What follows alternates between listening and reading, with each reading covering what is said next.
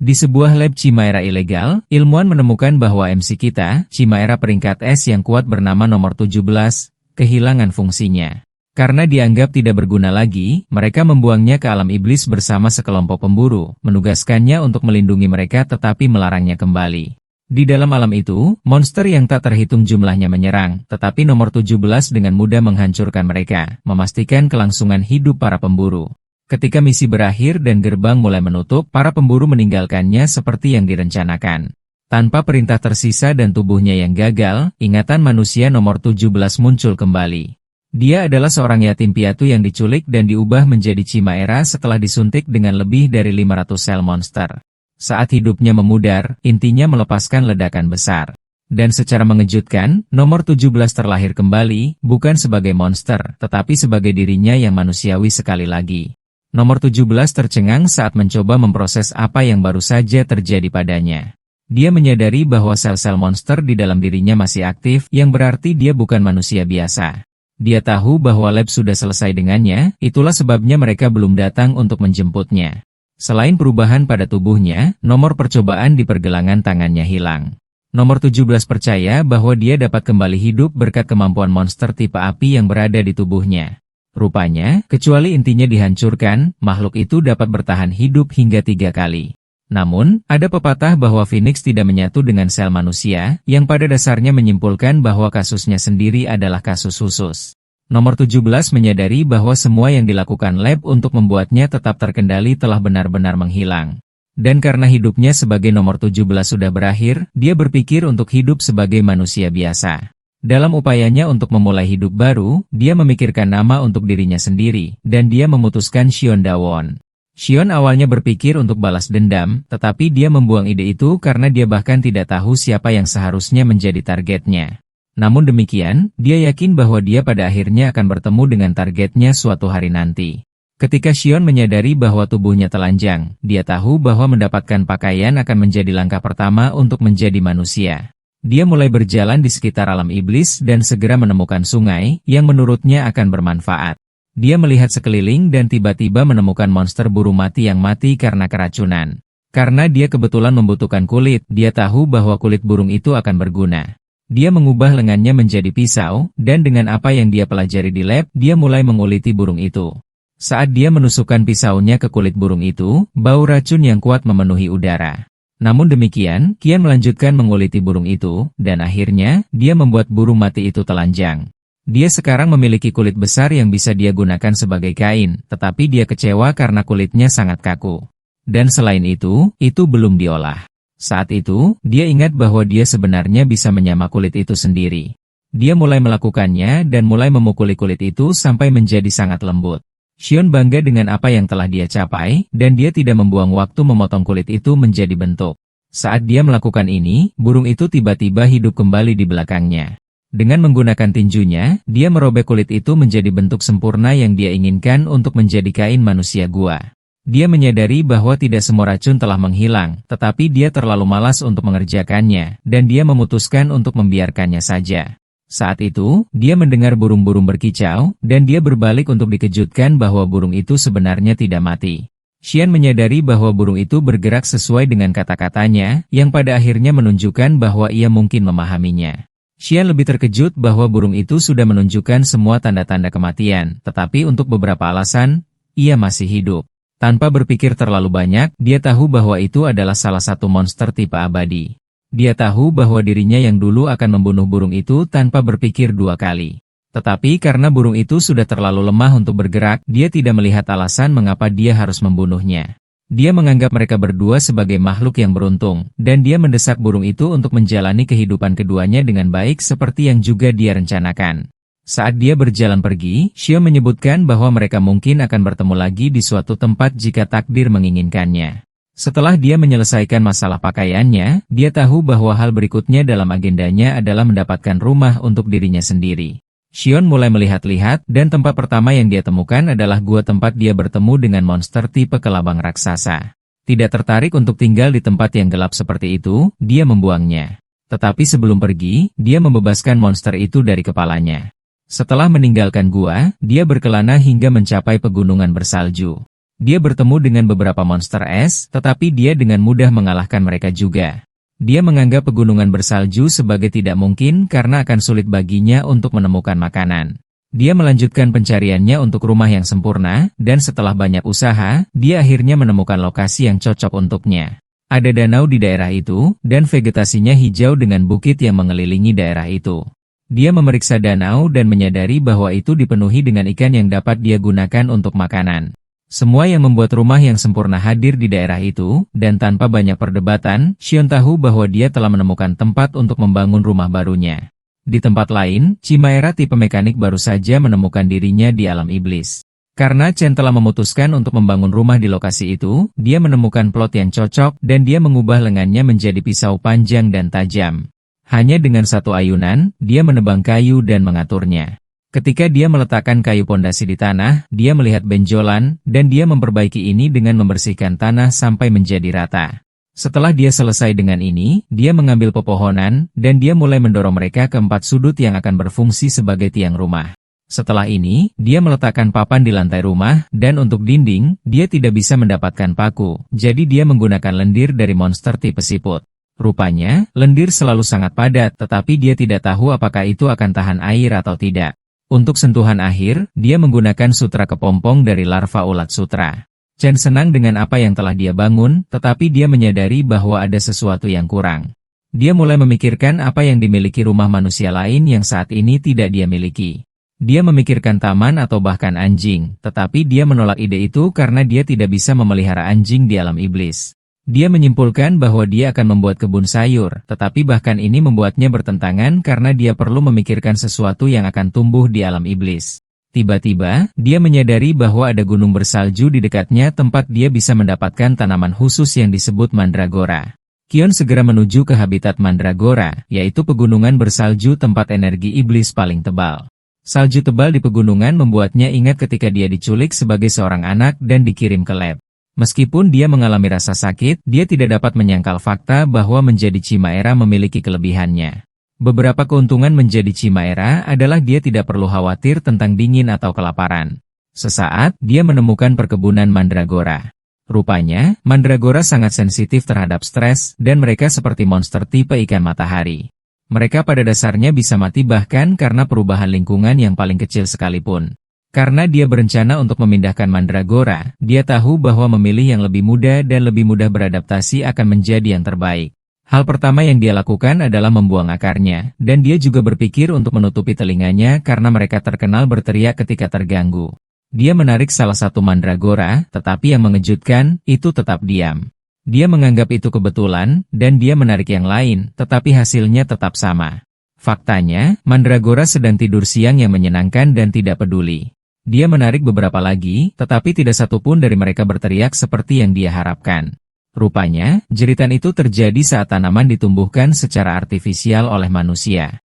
Karena dunia manusia memiliki energi iblis yang rendah, mereka sering stres, itulah sebabnya mereka menjerit seperti di neraka. Jika mereka ditarik keluar dengan paksa, mereka juga menjerit, dan mereka mengakhiri rangkaiannya dengan mati. Karena mereka berada di alam iblis, mandragora tidak punya alasan untuk menjerit. Namun, Chaeyeon bingung mengapa tanaman tidak mencoba lari darinya karena setidaknya mereka harus mencoba melarikan diri. Tiba-tiba, dia menyadari bahwa dia sebenarnya memiliki sel mandragora di tubuhnya, dan mereka mungkin melihatnya sebagai salah satu dari mereka. Dia percaya bahwa ini adalah hal yang baik karena tidak terlalu membuat stres baginya. Qian sudah memikirkan hal-hal baik yang bisa dia dapatkan dengan menanam mandragora, seperti teh, dan bahkan memakannya sebagai camilan. Namun, mengambil buah mereka dengan paksa membuat mereka beracun, dan Xion menemukan bahwa dia harus menemukan cara untuk meyakinkan tanaman untuk mempercayainya. Saat itu, dia melihat ada pemburu di sekitarnya, dan dia memutuskan untuk memeriksanya karena dia penasaran ingin tahu apa yang mereka lakukan di pegunungan bersalju yang berbahaya. Sementara itu, dua pemburu berhadapan dengan gerombolan monster tipe kelinci peringkat B setelah mereka ditinggalkan oleh rekan-rekan mereka. Kedua pemburu itu nyaris tidak selamat berkat penghalang mereka, tetapi bahkan ini akan segera hancur. Keduanya mulai menyesali tindakan mereka menjadi pemburu di antara semua pekerjaan lain yang tersedia bagi mereka. Tepat ketika mereka akan dibunuh, sesuatu tiba-tiba muncul entah dari mana dan menghantam tanah di depan mereka. Ini menarik perhatian mereka dan juga kelinci. Ketika debu dari benturan mulai menghilang, mereka terkejut melihat sosok seseorang mendekati mereka, dan itu tidak lain adalah MC kita. Xion menyadari bahwa monster-monster itu menyerang kelinci salju, dan saat kelinci merasakan aura yang datang dari tubuhnya, kepanikan muncul, dan mereka semua menghilang begitu saja. Para pemburu tidak percaya bahwa monster peringkat B baru saja lari melihat Qian. Keduanya berterima kasih kepada Qian karena telah menyelamatkan mereka, dan mereka memperkenalkan diri kepadanya. Dia juga melakukan hal yang sama, tetapi para pemburu benar-benar bingung karena mereka belum pernah mendengar nama yang aneh sebelumnya. Xion kemudian bertanya kepada para pemburu mengapa mereka berada di alam iblis karena dia dapat dengan jelas melihat bahwa mereka adalah pemburu peringkat rendah. Para pemburu mengaku bahwa mereka melakukannya karena uang. Rupanya, ada tugas untuk menangkap Chimera hidup-hidup, dan hadiah yang dijanjikan sangat menggoda. Saat mereka menyebutkan Chimera, Xion menjadi defensif, berasumsi bahwa mereka berbicara tentang dia. Saat itu, para pemburu menyebutkan bahwa Chimera itu melarikan diri dari lab, dan dikatakan sebagai Chimera tipe mekanik. Karena dia bukan tipe mekanik, dia menyadari bahwa dia tidak perlu khawatir. Dia berencana untuk mendapatkan kristal gerbang dan kemudian kembali ke rumah barunya. Xion kemudian bertanya kepada keduanya di mana perlengkapan mereka karena dia cukup yakin bahwa mereka memiliki kristal gerbang. Para pemburu kemudian mengungkapkan bahwa orang-orang yang mengkhianati mereka telah mengambil semua perlengkapan mereka bersama mereka. Para pemburu kemudian bertanya kepada Xion apakah dia punya rencana untuk kembali ke dunia manusia dalam waktu dekat karena mereka hampir mencapai batas mereka. Pada dasarnya, manusia tidak bisa tinggal lama di alam iblis karena energi iblis yang akan membunuh mereka. Namun, ini tidak berpengaruh pada Xion lagi. Para pemburu mulai memohon pada Xion untuk menyelamatkan mereka, tetapi saat itu, Xion menemukan para pemburu pengkhianat itu. Dia segera terbang di udara dan menuju ke tempat para pemburu berada, sementara kedua pemburu hampir buang air besar di celana mereka karena penyelamat mereka baru saja menghilang tepat di depan mereka. Di tempat lain, para pemburu telah berhasil mengepung Chimera dan siap untuk menjatuhkannya. Saat mereka mulai mendekatinya, Chimera dengan marah mengaktifkan mode pertempurannya, siap untuk menghadapi para pemburu tanpa rasa takut. Sesaat kemudian, Xion tiba di lokasi terakhir tempat dia merasakan Chimera, hanya untuk menemukan tidak ada apa-apa selain darah dan perlengkapan pemburu. Selain itu, ada jejak kaki anak kecil yang bercampur dengan jejak binatang buas, yang menunjukkan bahwa Chimera itu berubah bentuk saat melawan para pemburu. Karena Chimera itu terbuat dari logam cair, masuk akal jika ia dapat dengan bebas mengubah bentuk. Namun, bahan yang digunakan dalam pembuatannya cukup langka, itulah sebabnya mereka membuatnya kecil, tidak lebih besar dari ukuran anak kecil atau anjing. Qian terkesan bahwa Chimera mampu mengalahkan 5 pemburu peringkat B yang mengejarnya. Di sisi lain, kedua pemburu sudah mencapai batas mereka, dan salah satu dari mereka bahkan memiliki bayi yang sedang dalam perjalanan. Mereka mengharapkan kematian mereka yang pasti ketika Qion muncul di tempat kejadian membawa perlengkapan mereka di punggungnya. Para pemburu mulai memohon padanya untuk menyelamatkan mereka, dan tepat ketika dia akan mengabaikan mereka, dia ingat bahwa keduanya tidak memiliki kristal gerbang lagi. Salah satu pemburu mengeluarkan uang tunai 2.100.000, memberitahu Qian bahwa mereka siap membeli batu jika dia memilikinya. Jelas bahwa mereka akan mati jika mereka tidak keluar dari alam iblis dengan cepat.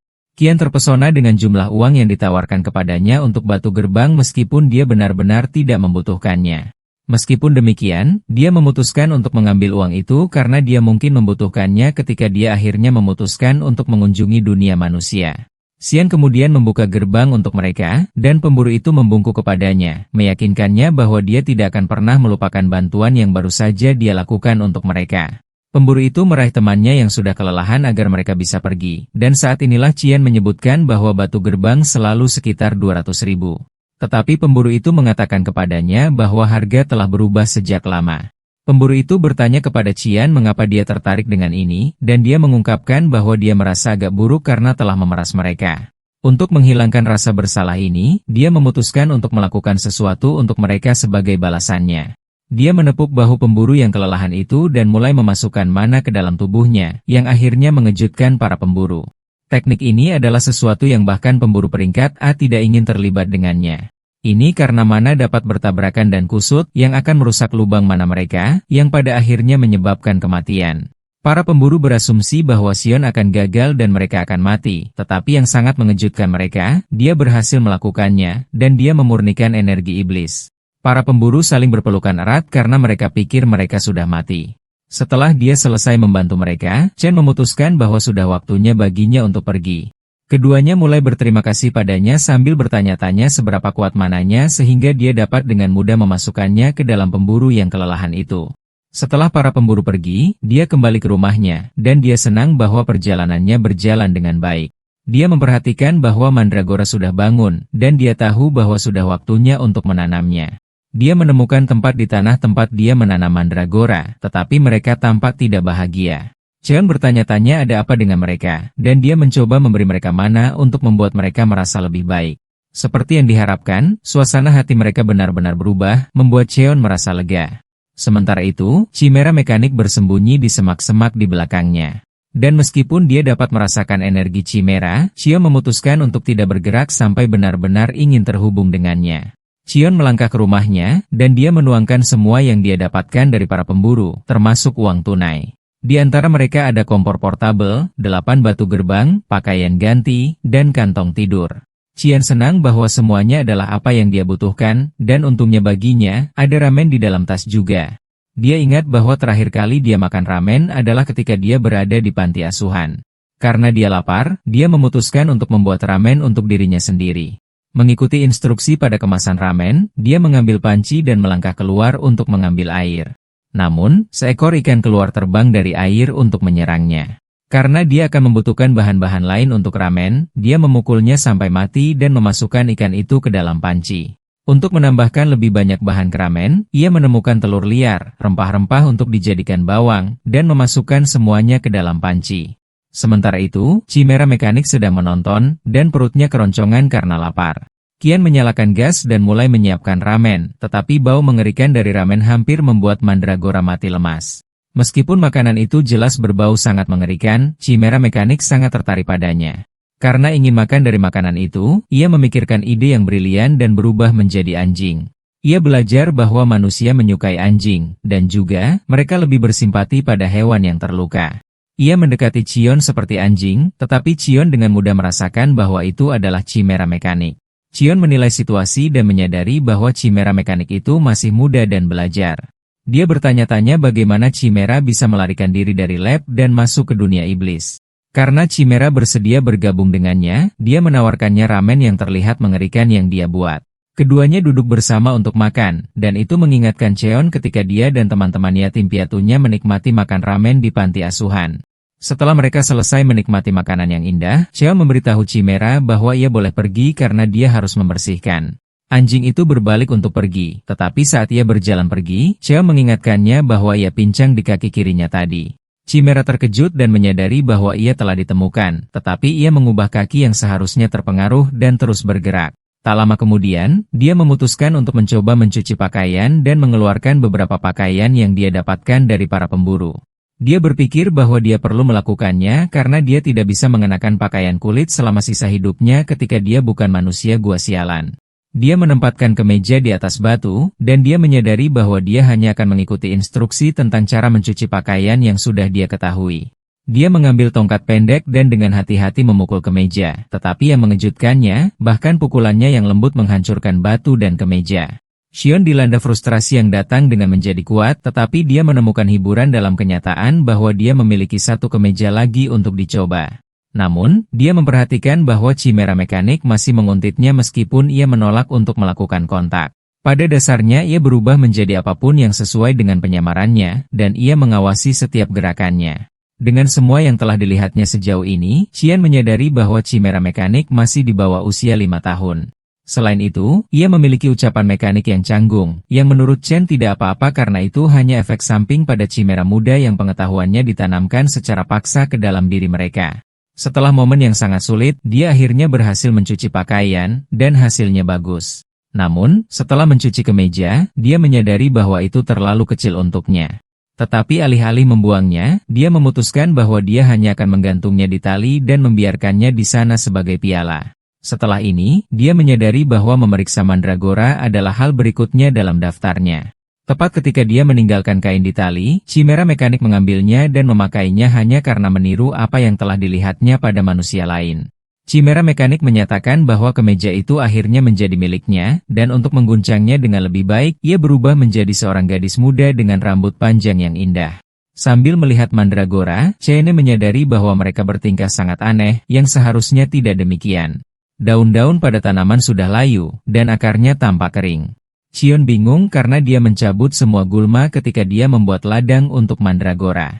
Xion kemudian dengan hati-hati menyelidiki, dan saat inilah dia menemukan bahwa ada parasit di bawah tanah yang telah membuat hidup sulit bagi Mandragora. Dia menyalahkan dirinya sendiri karena tidak memeriksa dengan seksama, yang hampir menyebabkan kematian tanaman. Dia berpikir bahwa dia perlu membuat kebun yang layak, yang ukurannya sekitar rumahnya. Tepat ketika dia akan mulai, Chimera muncul dan menyapanya. Xion terkejut melihat bahwa Chimera telah berubah menjadi seorang gadis dan bahkan mencoba untuk berbicara dengannya. Gadis itu bertanya kepada Xion apakah struktur di belakangnya adalah rumahnya, dan Xion berkata ya. Dia kemudian bertanya apakah dia adalah penduduk asli daerah itu, dan saat Xion mendengar ini, dia memutuskan untuk menggodanya sedikit. Xion berkata dia adalah penduduk asli, dan dia bertanya kepada Chimera dari suku mana dia berasal. Chimera terpana dengan pertanyaan itu. Tetapi setelah memikirkannya dengan cepat, dia menyebutkan bahwa dia datang dari seberang air terjun, yang cukup jauh. Dia menambahkan bahwa itu sangat jauh sehingga pada dasarnya mustahil bagi Xion untuk menemukannya. Cheyenne memutuskan untuk bermain dengannya lebih jauh dengan bertanya apakah itu dari suku kelapa, yang berada di dekat air terjun. Chimera dengan cepat menyetujui ini, mengatakan bahwa dia berasal dari suku kelapa. Cheyenne kemudian menyebutkan pakaian yang dia kenakan, mengatakan itu jelas miliknya.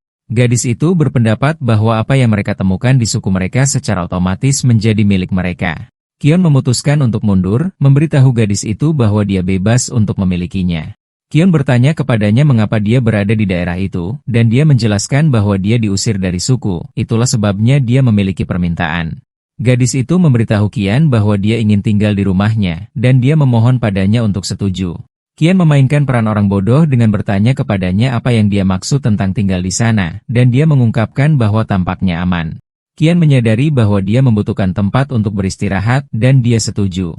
Tetapi dia memberitahu dia bahwa dia harus membuktikan nilainya. Gadis itu setuju, dan dia menyarankan agar Cheon memberinya pekerjaan untuk dilakukan. Cheon kemudian mengatakan kepadanya bahwa dia akan membutuhkannya untuk mengolah ladang karena dia ingin membangun rumah baru untuk Mandragora. Gadis itu tidak membuang waktu untuk mengambil tongkat darinya sambil meyakinkannya bahwa dia pandai menggunakan kekuatannya. Dia segera merusak tanah, mengejutkan Xion karena gadis itu bahkan tidak berusaha menyembunyikan kekuatannya sendiri. Xion kemudian menyadari bahwa dia tidak terbiasa menjadi anak normal, jadi dia tidak mengerti bagaimana mereka berperilaku. Tiba-tiba, gadis itu dilanda pertanyaan siapa namamu.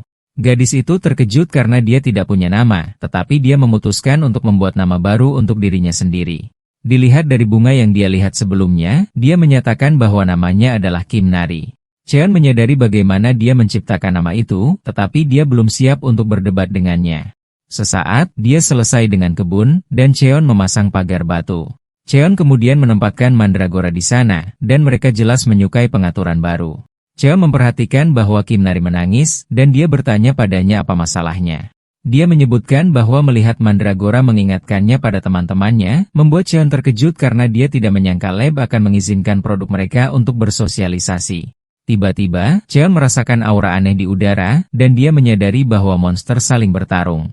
Nari kemudian memberitahu Cheon bahwa dia melihat monster anak ayam sebelumnya, dan dilihat dari aura di udara, monster anak ayam itu diserang. Cheon tidak tergerak, tetapi dia memperhatikan bahwa Nari tidak nyaman. Mengejutkannya. Anehnya, Nari ingin mereka menyelamatkan monster itu, tetapi dia mengalami kesulitan untuk mengungkapkannya karena perintah yang telah ditanamkan padanya. Dia pada dasarnya tidak memiliki kehendak bebas sendiri, tetapi Cheon memutuskan untuk membantu. Dia memberitahu Nari bahwa anak ayam itu mungkin benar-benar selamat jika mereka membantunya, dan saran ini memicu Nari untuk menyerbu ke arah tempat monster anak ayam itu diserang oleh sekelompok monster menjengkelkan lainnya. Nari dengan marah memukul monster-monster itu, menyuruh mereka untuk berhenti menindas anak ayam itu. Beralih ke kisah latar belakang Nari, ternyata dia diganggu oleh teman-teman eksperimennya karena dia selalu rajin, dan dia melakukan semua yang diminta darinya. Mereka pada dasarnya mengeroyoknya dan memukulinya hingga babak belur, itulah sebabnya dia membenci para pengganggu. Didorong oleh amarah dari masa lalu, dia mengalahkan semua monster tanpa ampun. Cheon sedang merawat Mandragora ketika Nari kembali dengan anak ayam putih di tangannya, tetapi anak ayam itu tidak sadarkan diri akibat serangan yang dideritanya. Cheon hendak memberitahunya apa yang harus dilakukan ketika dia tiba-tiba menyadari bahwa anak ayam itu sangat familiar. Nari menangis memohon Cheon untuk menyelamatkan burung itu, dan Cheon menawarkan untuk membantu. Dia meletakkan tangannya di atas anak ayam itu dan mentransfer mana ke dalamnya karena tidak ada tanda-tanda cedera fatal. Saat melakukan ini, Cheon dengan mudah menyadari bahwa anak ayam itu adalah monster tipe abadi yang diambil kulitnya. Namun, Cheon bingung mengapa monster itu menyusut menjadi ukuran kecil, tetapi dia berasumsi bahwa metode regenerasinya berbeda dari miliknya. Setelah dia selesai memberinya makan dengan mana, Nari bertanya apakah monster itu menghadapi ancaman serius, tetapi Kian menyebutkan bahwa itu pada dasarnya kekurangan gizi. Itu kelaparan karena ukurannya yang kecil, dan Cheon meyakinkan gadis itu bahwa monster itu akan pulih sendiri karena dia telah memberinya makan beberapa mana. Anehnya, Nari takut untuk meninggalkan anak ayam itu sendirian, dan dia memohon Cheon menanyakan apakah dia bisa membesarkan monster itu. Dia berjanji akan melatih monster itu dengan benar dan bahkan memberinya makan. Cheon memberitahu Nari bahwa monster anak ayam itu mungkin akan menjadi raksasa saat dewasa, tetapi Nari tidak keberatan, meyakinkan Cheon bahwa dia hanya akan memberinya makan sedikit. Cheon belum siap untuk berdebat dengannya lagi, dan dia setuju agar Nari merawatnya. Cheon percaya bahwa itu juga akan berguna jika mereka meninggalkannya di halaman untuk menjaganya. Sesaat, monster burung itu bangun, dan saat membuka matanya, ia mengenali Cheon. Sementara Nari merayakan monster itu bangun, monster itu, di sisi lain, menatap dengan hati-hati pada pria tangguh yang berdiri di depan. Monster itu juga jijik dengan fakta bahwa ia sedang digenggam dan dilempar-lempar oleh seorang gadis kecil, membuatnya bertanya-tanya bagaimana seorang gadis kecil bisa sampai ke dunia iblis. Sementara Nari mendengar suara Gogo, Cheon dapat mendengar monster burung itu berteriak minta tolong. Cheon terkejut dengan kesadaran bahwa dia dapat memahami apa yang dikatakan burung itu. Nari senang memiliki hewan peliharaan, dan dia tidak membuang waktu untuk memandikannya. Dan dia bahkan telah memutuskan nama untuknya. Nama terbaik yang bisa dia pikirkan adalah Go karena burung itu mengeluarkan suara Gogo seperti merpati. Monster burung itu tidak percaya bahwa mereka pada dasarnya memilih nama sampah untuknya. Go berdiri dan mulai berteriak pada Nari, memaksa gadis itu percaya bahwa Gu sedang menangis dan menginginkan lebih banyak air. Dia tidak ragu sebelum menyiramnya dengan lebih banyak air, tetapi ini hanya membuat hidup lebih sulit bagi Gu. Gu berbaring di atas meja memohon agar Nari berhenti menyiram air. Karena Nari tidak dapat memahami Go, Cheon turun tangan, dan dia menyuruh Nari untuk menahan diri dari menyiram air.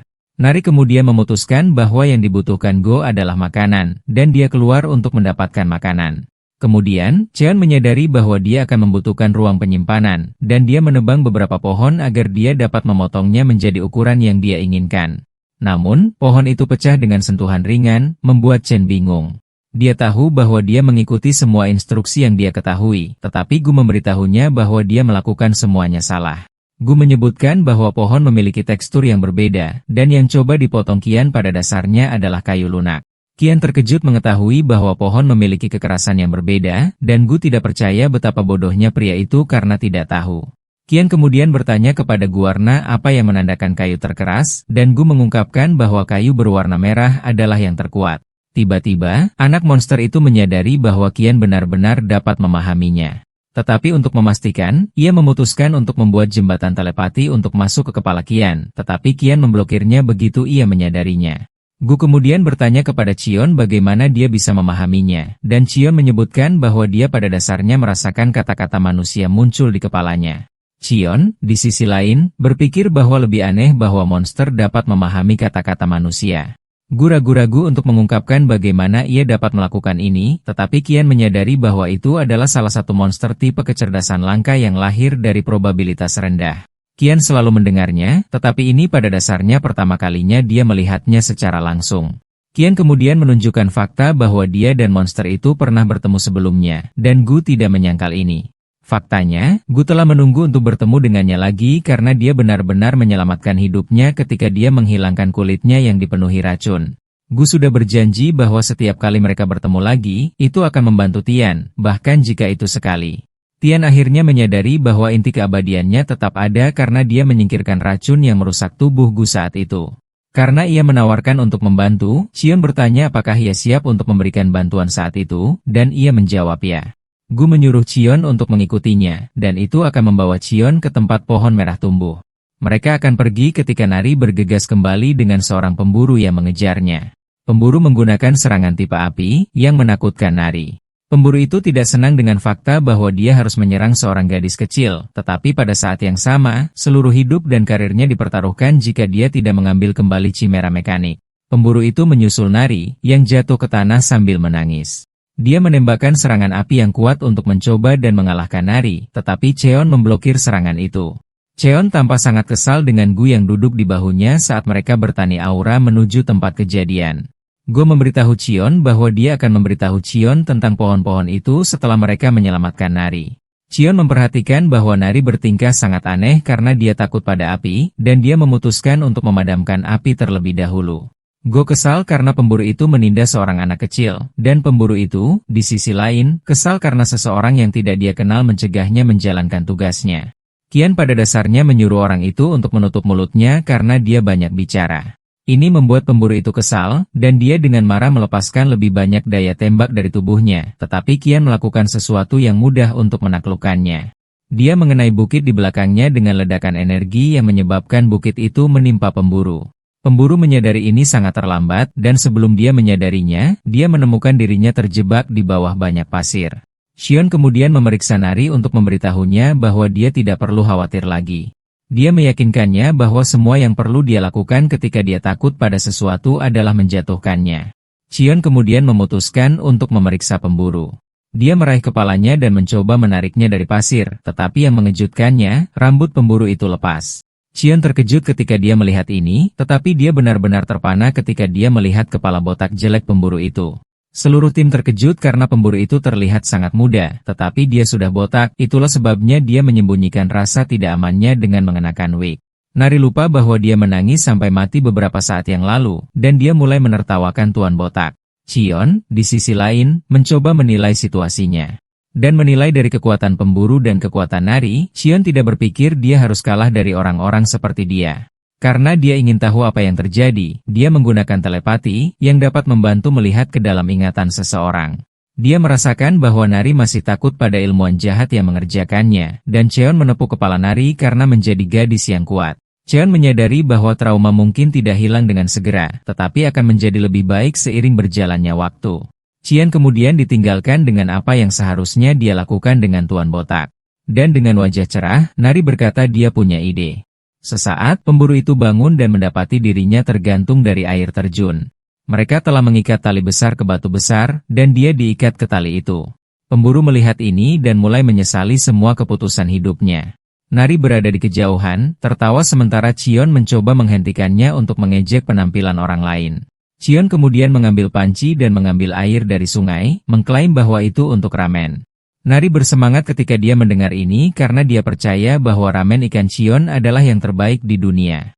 Qion menggodanya dengan menanyainya apakah suku kelapa makan ramen ikan, dan dia dengan bersemangat berkata ya. Pemburu, di sisi lain, mencoba memahami situasinya. Dan menilai dari penampilan Chen, dia menyadari bahwa dia setidaknya adalah seorang peringkat. Namun, dia tidak mengesampingkan gagasan bahwa Chen mungkin bahkan lebih kuat dari yang dia kira karena ada laporan tentang pemburu yang cukup kuat, tetapi mereka beroperasi dari bayang-bayang. Sementara Chen mengambil air untuk ramen, Nari sibuk menangkap ikan ke kiri dan ke kanan. Chen kemudian memberitahunya bahwa mereka hanya membutuhkan satu ikan sehingga dia bisa melepaskan sisanya. Nari dengan bersemangat setuju dengan ini, dan Chen mendesaknya untuk menjatuhkan ikan ke dalam panci. Pemburu itu ngeri dengan apa yang dia lihat karena dia tidak percaya bahwa sejumlah besar air yang mereka masukkan ke dalam panci adalah apa yang mereka rencanakan untuk digunakan dalam memasak 3 bungkus ramen. Pemburu tidak tahan dengan kekejian yang akan mereka lakukan, dan dia berteriak kepada mereka, menyuruh mereka untuk melepaskannya sehingga dia bisa memasak ramen. Qian setuju dan memotongnya dari tempat dia berada sehingga dia bisa memasak ramen. Meskipun itu hanya ramen, pemburu dapat merasakan tekanan besar yang datang dari keduanya, yang pada akhirnya menunjukkan bahwa dia adalah daging mati jika dia mengacaukannya. Dengan keringat menetes dari wajahnya, dia memutuskan untuk memasak ramen dengan cara standar yang dia tahu. Dia berpikir jumlah air yang dia butuhkan akan bergantung pada apa yang dikatakan indera keenamnya. Karena dia memasak 3 bungkus ramen, dia menambahkan saus dan mie ke air mendidih, dan dia tahu dia hanya butuh waktu sekitar 4 menit untuk menyelesaikannya. Untuk mendapatkan menit yang tepat, dia mulai menghitung detak jantungnya. Dan saat dia mencapai 200, dia mulai menerapkan semua teknik mie yang dia tahu. Pemburu itu berharap dia punya kimchi, tetapi karena dia berada di alam iblis, dia tidak bisa. Meskipun demikian, dia melakukan yang terbaik dan dia tidak menyesali apa yang mungkin terjadi setelahnya. Setelah selesai, dia menelepon kelompok itu untuk bertanya apakah mereka tertarik. Mereka menatap mie, dan Nari adalah orang pertama yang menunjukkan bahwa mie itu terlihat sangat berbeda dari yang dimasak Chian. Cheon dan kelompoknya memutuskan untuk mencobanya, dan saat mereka mengambil sesendok, mereka dikirim ke keadaan gasmik makanan karena ramen yang lezat. Nari melompat dari meja memberitahu Cheon betapa lezatnya ramen itu. Bahkan Gu benar-benar terpesona saat dia bertanya apakah manusia selalu makan makanan lezat setiap hari. Cheon menyebutkan bahwa dia sebenarnya terkejut, tetapi dia menyarankan agar mereka menghabiskan ramen terlebih dahulu. Tak lama kemudian, mereka menghabiskan makanan, dan jauh di lubuk hati, mereka berharap ramen itu belum habis. Pemburu itu dengan gugup bertanya kepada mereka apakah mereka menyukai ramen itu, dan hal pertama yang ditanyakan Cheon kepadanya adalah apa yang sebenarnya dia inginkan. Pemburu itu bingung dengan pertanyaan itu, dan Cheon menyebutkan bahwa ramen itu terlalu lezat untuk dia makan secara gratis. Cheon kemudian mendesak pemburu itu untuk memberitahunya apa yang dia inginkan, dan jika itu sesuatu dalam kekuasaannya, dia berjanji untuk mengabulkannya. Pemburu, Nam Ki-seok, senang mendengar ini, dan dia langsung jatuh wajah pertama, menyuruh Cheon untuk mengajarinya bagaimana menjadi kuat seperti dia. Cheon terkejut mendengar ini saat dia bertanya kepada Ki-seok mengapa dia memintanya untuk mengajarinya padahal dia bukan tuannya. Ki-seok mengakui bahwa Cheon adalah pemburu terkuat yang pernah dia temui. Selain itu, Ki-seok dapat melihat bahwa Cheon telah menetap di alam iblis, itulah sebabnya dia membangun rumah di sana. Ki-seok mencoba menunjukkan manfaat memiliki dia di sekitar, dan manfaat yang menonjol adalah bahwa dia bisa memasak. Faktanya, dia siap menjadi pengantar barang yang membantu Cheon mendapatkan barang dari alam manusia. Ki-seok sangat putus asa untuk belajar dari Cheon sehingga dia bisa dipromosikan ke peringkat.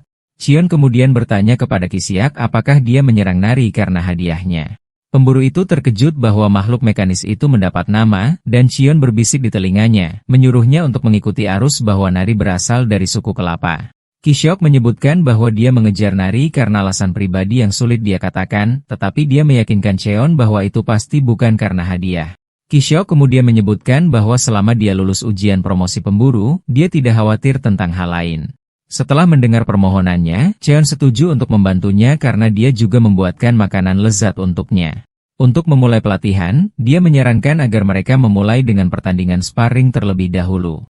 Ki-seok senang mendengar ini, tetapi Nari memotong, mengatakan dia ingin menjadi orang yang bertanding dengan Ki-seok. Cheon bertanya padanya apakah dia yakin tentang apa yang baru saja dia katakan, dan dia mengingatkan Cheon bahwa dia adalah orang yang mengatakan hal-hal menakutkan harus dibuat tidak sadar. Didorong dengan tekad, dia ingin kesempatan untuk memadamkan api Ki-seok juga. Cheon kemudian menunjuk ke batu hitam, bertanya kepada Ki-seok apakah dia bisa memecahkannya. Batu itu dikenal sebagai batu besi hitam, yang merupakan batu yang dikatakan beberapa kali lebih keras dari berlian. Ki-seok tercengang dengan permintaan itu. Dan sementara dia masih membuat alasan mengapa dia tidak bisa memecahkan batu itu, Nari menghancurkannya dan menuntut agar mereka terlibat dalam sesi sparring. Adegan berikutnya menyelami kisah latar belakang Ki-seok yang merupakan pemburu yang terbangun secara alami dan dianggap sebagai anak ajaib pada saat itu. Dia membangkitkan kemampuannya ketika dia berusia 8 tahun, yang agak awal karena orang biasa membangkitkan kemampuan mereka ketika mereka berusia 10 tahun atau lebih. Karena dia pekerja keras, dia mampu tumbuh dengan sangat cepat dan dia mencapai peringkat B+ sebelum usia 20 tahun. Semuanya berjalan dengan sangat sempurna baginya sampai dia menyadari bahwa rambutnya telah rontok.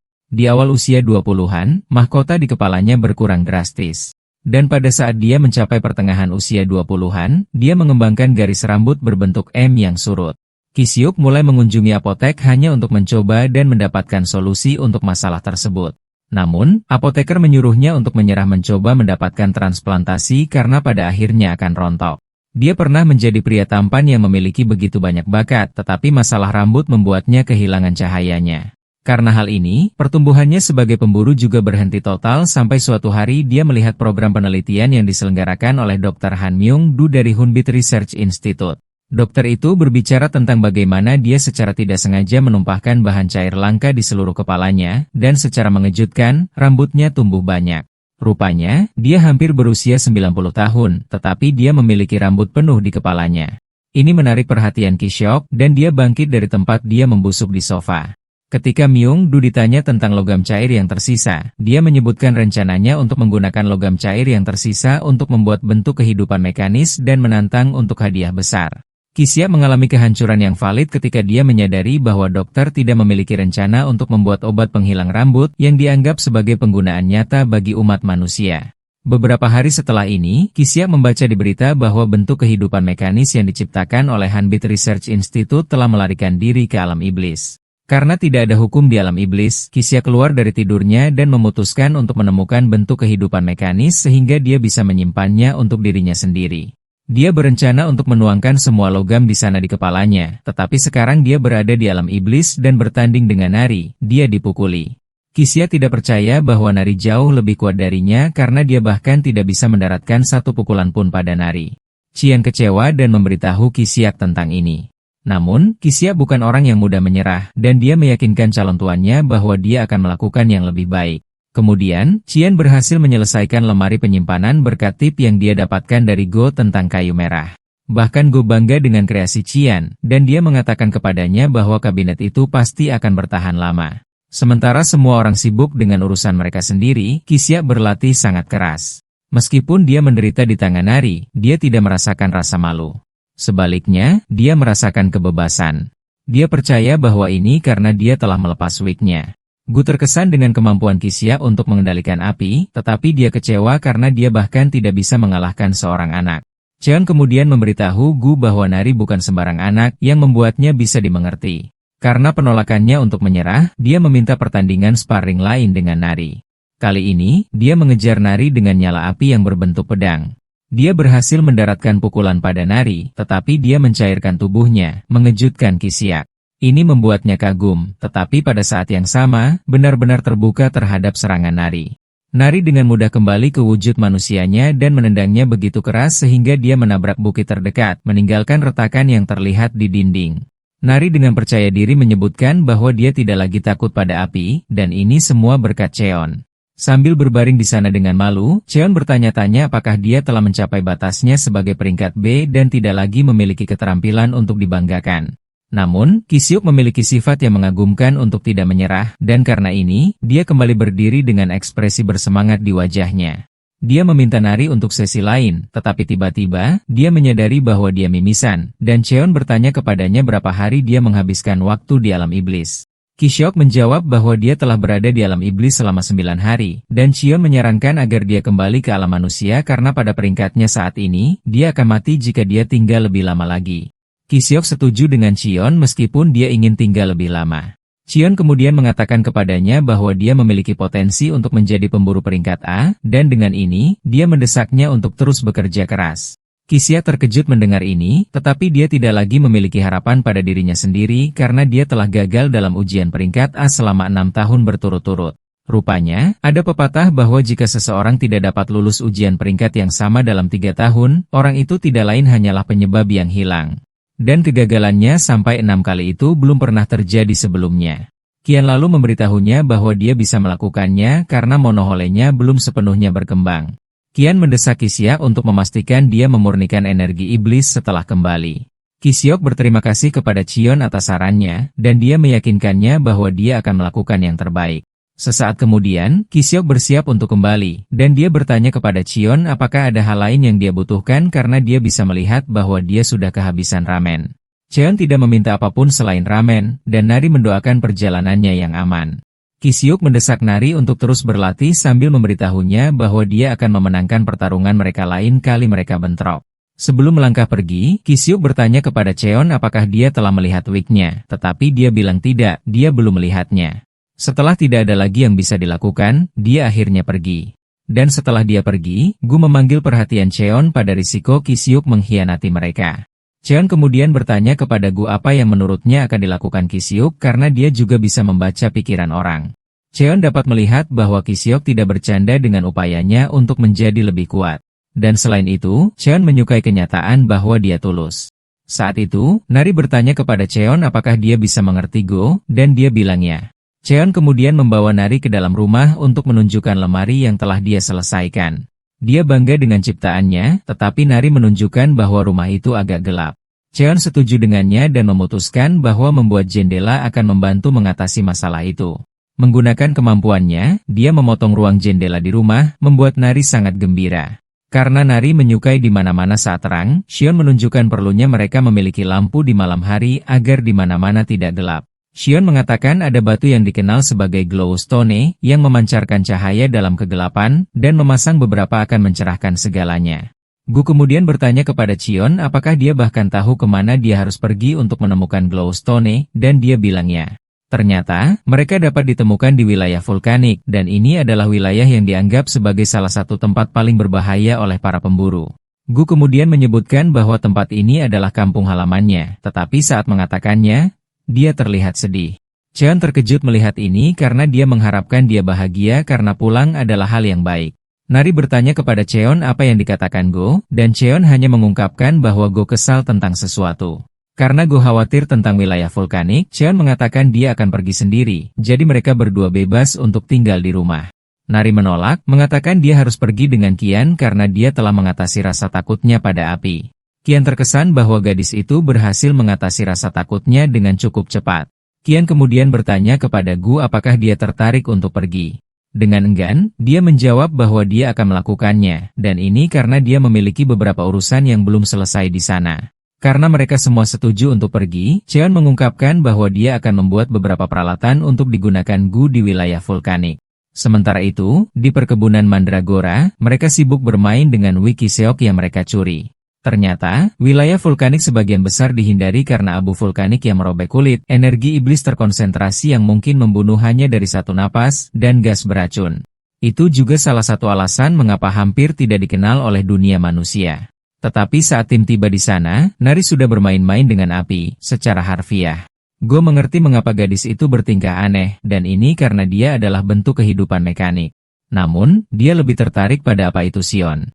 Xion hanya menjawab bahwa dia adalah pemburu chimera, tetapi ini mengejutkan Gu karena dia tahu bahwa pemburu chimera tidak selalu dalam bentuk manusia. Xion menyebutkan bahwa dia selalu seperti itu, tetapi saat dia beregenerasi, bentuknya berubah. Cheon kemudian bertanya kepada Go apakah dia baik-baik saja bergaul dengan mereka karena dia adalah monster dan mungkin tidak terlalu nyaman di sekitar seorang pemburu. Go meyakinkan Cheon bahwa dia tidak perlu khawatir dengan mereka karena dia menikmati memiliki seseorang yang bisa dia ajak bicara. Saat keduanya berdiskusi, Nari muncul untuk mengeluh tentang fakta bahwa dia tidak bisa mendengar Go, tidak seperti Cheon. Cheon kemudian memberitahu Nari bahwa semua yang ingin diketahui Go adalah asalnya. Nari dengan cepat menyela, mengatakan dia adalah penduduk asli, tetapi Go tahu lebih baik. Mereka terus menjelajahi tanah yang panas dan mendidih, dan Cheon menyebutkan bahwa mereka seharusnya dapat menemukan batu-batu bercahaya di dekat tunas lava. Sesaat kemudian, mereka sampai di puncak dan dapat melihat batu-batu itu di depan. Namun, mereka melihat kodok api jantan yang tampaknya menangis di kejauhan. Anehnya, ada kodok api betina yang mati di depannya, itulah sebabnya kodok itu menangis. Ternyata, betina itu sedang mengangkut telur mereka ketika dia meninggal. Gu menyebutkan bahwa hanya betina yang dapat membawa telur, dan karena sudah mati, ada kemungkinan besar semua telur juga akan mati. Selain itu, suhu di dalam kawah terlalu panas untuk telur bertahan hidup. Seperti yang diharapkan, Nari merasa kasihan pada kodok itu, dan Cheon memutuskan untuk turun tangan. Cheon melompat ke arah kodok sementara Gu mencoba memperingatkannya untuk tidak mendekatinya karena kodok itu jelas gelisah. Seperti yang diperkirakan, kodok itu menyerang Cheon dengan napas apinya, tetapi Cheon memblokirnya hanya dengan satu jari. Sebelum kodok itu menyadarinya, Cheon telah menghubunginya, dan dia mengetuk kepalanya hanya dengan satu jari. Ternyata Cheon memukul kodok itu dengan racun paralitik ketika dia mengetuk kepalanya. Ini menyebabkan kodok kehilangan mobilitas, tetapi Cheon cukup sadar bahwa kodok itu akan segera bangun karena dia hanya menggunakan sedikit racun. Selain itu, kodok api cukup tahan terhadap racun. Dari puncak, Nari berteriak pada Cheon, menanyakan apakah dia baik-baik saja. Cheon menjawab bahwa dia baik-baik saja karena dia sebenarnya memiliki sel kodok api di tubuhnya. Cheon mengatakan mereka mungkin tidak dapat melakukan apapun tentang kodok yang mati, tetapi dia percaya bahwa mereka masih dapat menyelamatkan yang hidup. Cheon kemudian mengumpulkan telur-telur itu dan menempatkannya di punggung kodok jantan sebelum mengikatnya dengan aman untuk memastikan tidak jatuh. Kodok jantan terkejut ketika dia kembali sadar untuk melihat bahwa dia sekarang membawa telur-telur itu. Ia bergerak ke rekannya yang sudah mati dan mengucapkan selamat tinggal sebelum melompat dari jarak yang sangat jauh. Sebelum melakukan lompatan terakhirnya dari area tersebut, kodok api melihat ke belakang untuk menatap Nari sebentar, dan dia menyimpulkan bahwa kodok itu mencoba berterima kasih kepada mereka. Karena mereka telah selesai dengan kodok-kodok itu, Cheon mengatakan kepada Nari untuk turun agar mereka bisa mendapatkan batu-batu itu. Nari dengan bersemangat meraih batu-batu itu dari lubang vulkanik, tetapi Cheon memperingatkannya untuk berhati-hati karena dia akan melukai kakinya jika dia menjatuhkannya. Nari terkekeh bercanda, mengatakan batu itu bukan apa-apa dibandingkan dengan kekuatannya. Gu, di sisi lain, kesulitan membawa batu-batu itu, dan dia menyalahkan ini pada tubuh kecilnya. Qian kemudian mendesaknya untuk pergi mengurus urusannya sementara dia mengurus batu-batu itu. Qian percaya bahwa Gu bahkan membawa hadiah untuk teman-temannya, tetapi Gu membalas, mengatakan monster tidak punya teman. Faktanya, dia tidak berencana untuk bertemu mereka, tetapi dia hanya ingin menjatuhkan hadiah dan pergi. Qian terkesan bahwa Gu merindukan kerabatnya, yang membuatnya menjadi monster yang sangat cerdas.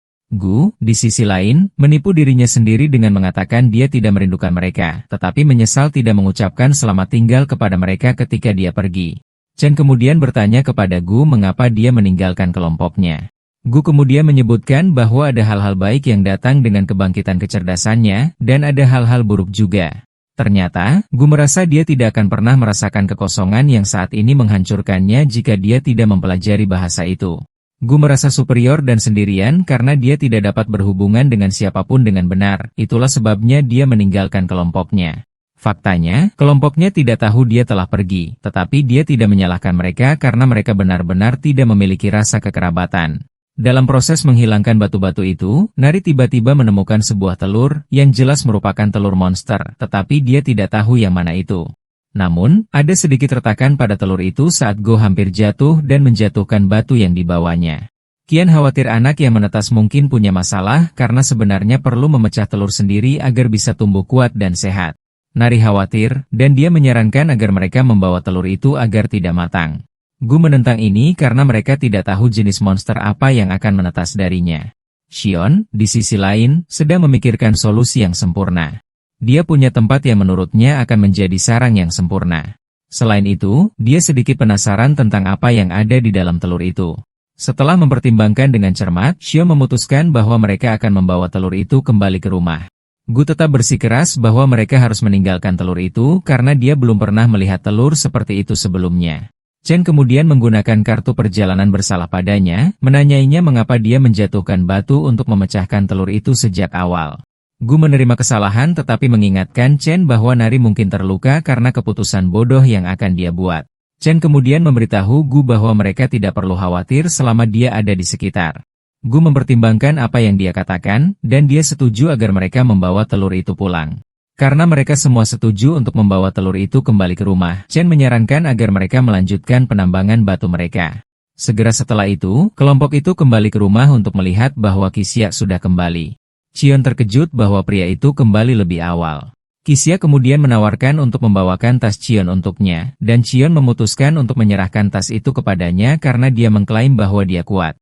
Qixia mengumpulkan tas itu, tetapi dia segera menjatuhkannya seolah-olah dia diserahi Palu Thor. Saat itu, Qion memperhatikan bahwa wajah Qixia penuh memar, dan dia bertanya kepadanya apa yang terjadi padanya.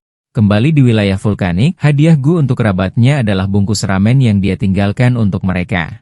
Qion menyadari bahwa Qixia pasti dipukuli di suatu tempat, tetapi ini mengejutkannya karena Qixia tampaknya bukan tipe pria yang bisa diintimidasi. Qixia mencoba membela momen-momen pengurang auranya dengan mengatakan Nari biasanya memukulinya, tetapi Qion tidak percaya bahwa pria itu benar-benar bangga akan hal itu. Untuk menghindari ditanyai oleh Qion, Qixia melarikan diri sambil mengatakan dia perlu menyiapkan makanan untuk mereka. Beberapa saat kemudian, Nari menemukan Cheon sedang mengerjakan batu, dan dia menanyainya apa yang sedang dia lakukan. Cheon menyebutkan bahwa dia sedang mengerjakan lampu dengan memotong dan membentuk batu-batu itu. Cheon memberitahu Nari bahwa dia akan menggantung glowstone di langit-langit, dan dia meyakinkannya bahwa itu akan terlihat bagus. Nari memuji Cheon karena menjadi pria yang cerdas dan fakta bahwa dia menjelaskan segala sesuatu secara detail juga. Selain itu, Nari percaya bahwa Cheon adalah orang yang baik hati seperti ayahnya. Cheon memanfaatkan kesempatan itu dengan menanyainya apakah dia berbicara tentang ayahnya yang berada di suku kelapa. Nari mencoba untuk ikut bermain juga dengan mengatakannya. Tak lama kemudian, perkelahian pecah antara Gu dan Mandragora karena dia percaya bahwa mereka menyerbu wilayahnya. Kemudian, Kisiak selesai membuat salah satu hidangan spesialnya, kantong tahu. Dia menyajikan hidangan itu dan mendesak kelompok itu untuk mulai makan. Meskipun Xion tertarik dengan makanan itu, dia memberitahu Kisiak bahwa dia ingin tahu apa yang sebenarnya terjadi pada wajahnya. Kisiak menyebutkan bahwa dia pergi ke asosiasi pemburu untuk mendaftar ujian promosi, tetapi dia bertemu dengan beberapa pemburu peringkat A, dan mereka mengejeknya karena gagal 7 tahun berturut-turut yang akhirnya menyebabkan perkelahian. Bahkan sebelum dia menyelesaikan ceritanya, kelompok itu telah menghabiskan makanan mereka dan meminta lebih banyak. Kisiak menyebutkan bahwa para pemburu menyuruhnya untuk berhenti berkeliaran karena dia hanyalah kegagalan total. Kisiak mengatakan mereka terus mengejeknya tentang rambutnya. Itulah sebabnya dia jatuh karena ejekan mereka dan akhirnya melawan mereka. Xion kemudian menanyainya apakah dia benar-benar botak atau apakah dia mencukur kepalanya. Rupanya, kerontokan rambutnya tetap menjadi misteri medis yang tidak seorang pun mampu menemukan solusinya.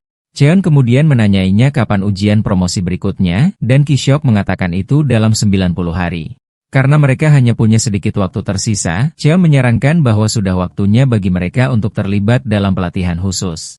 Kisiak sangat bersemangat tentang pelatihan itu, dan dia meyakinkan Cheon bahwa dia akan melakukan apapun yang dia suruh. Cheon mengejutkannya ketika dia mengatakan hal pertama yang akan dia lakukan adalah mengambil alih piring dari Nari. Kisiak masih menangisi piring-piring itu ketika Cheon mengatakan kepadanya bahwa dia harus mencuci glowstone yang tersisa untuk menghilangkan abu vulkanik di atasnya.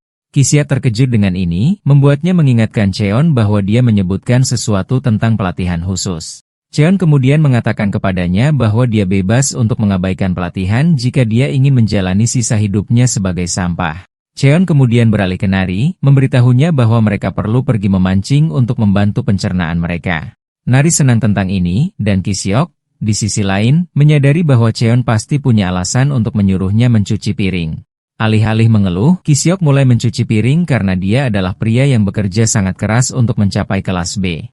Kisiak tidak menyia-nyiakan waktu sejenak pun untuk mengagumi dirinya sendiri tentang semua kualitas baik yang dia miliki. Kisiak mengejar Nari dan Cheon, dan dia bergabung dengan mereka di sungai. Sementara Nari dan Cheon sedang mencoba menangkap ikan, Kisiak sibuk mencuci piring, tetapi dia kesulitan dengan ikan. Rupanya, jenis kekuatannya membuatnya sulit untuk berurusan dengan hewan air. Cheon benar-benar kecewa pada Kisiak, dan dia mengatakan kepadanya bahwa mananya memiliki kegunaannya. Dia menyuruhnya untuk memasang perisai dengan mananya, dan Kisiak menyebutkan bahwa dia selalu berusaha, tetapi itu tidak pernah berhasil. Setelah mendengar ini, Cheon mengambil glowstone dan menyuruh Kisiak untuk memegangnya. Kisiak terkejut bahwa dia diminta untuk memegang glowstone tiba-tiba, tetapi saat itu, batu itu jatuh dari lengannya. Saat inilah dia menyadari bahwa batu itu pada dasarnya adalah energi iblis pada intinya, dan dia tidak dapat mengerahkan kekuatan yang cukup untuk memegangnya. Qian mengatakan Kisiak benar karena beberapa glowstone mengandung energi iblis yang terkondensasi, dan energi iblis dari alam iblis adalah kekuatan mentah yang belum dimurnikan. Qian menjelaskan bahwa dia harus menggunakan mana yang dimurnikan untuk mendorongnya keluar sebelum dia bisa menggunakan kekuatannya dengan benar. Qian memberitahu Kisiak bahwa dia memiliki banyak mana di tubuhnya, tetapi dia hanya tidak terampil tentang cara mengendalikannya. Qian mengetuk titik di dadanya dan menanyainya apakah jalan telah terbuka di tubuhnya. Seperti yang dikatakan Qian, Kisiak dapat merasakan mana melonjak melalui dirinya, dan Qian mendesaknya untuk mengikuti jalan yang baru saja dia buka. Qian kemudian menyuruhnya untuk fokus pada mananya sambil mencoba mengangkat glowstone. Kisiak melakukan seperti yang diperintahkan, dan setelah berjuang sedikit dengan batu itu, dia akhirnya bisa mengangkatnya. Kisiak terkesan bahwa mencuci piring dan mencuci batu adalah semua bagian dari rencana Cheon. Karena Kisiak senang melakukannya, Cheon menyuruhnya untuk terus menyalurkan mananya sambil juga mengurus piring.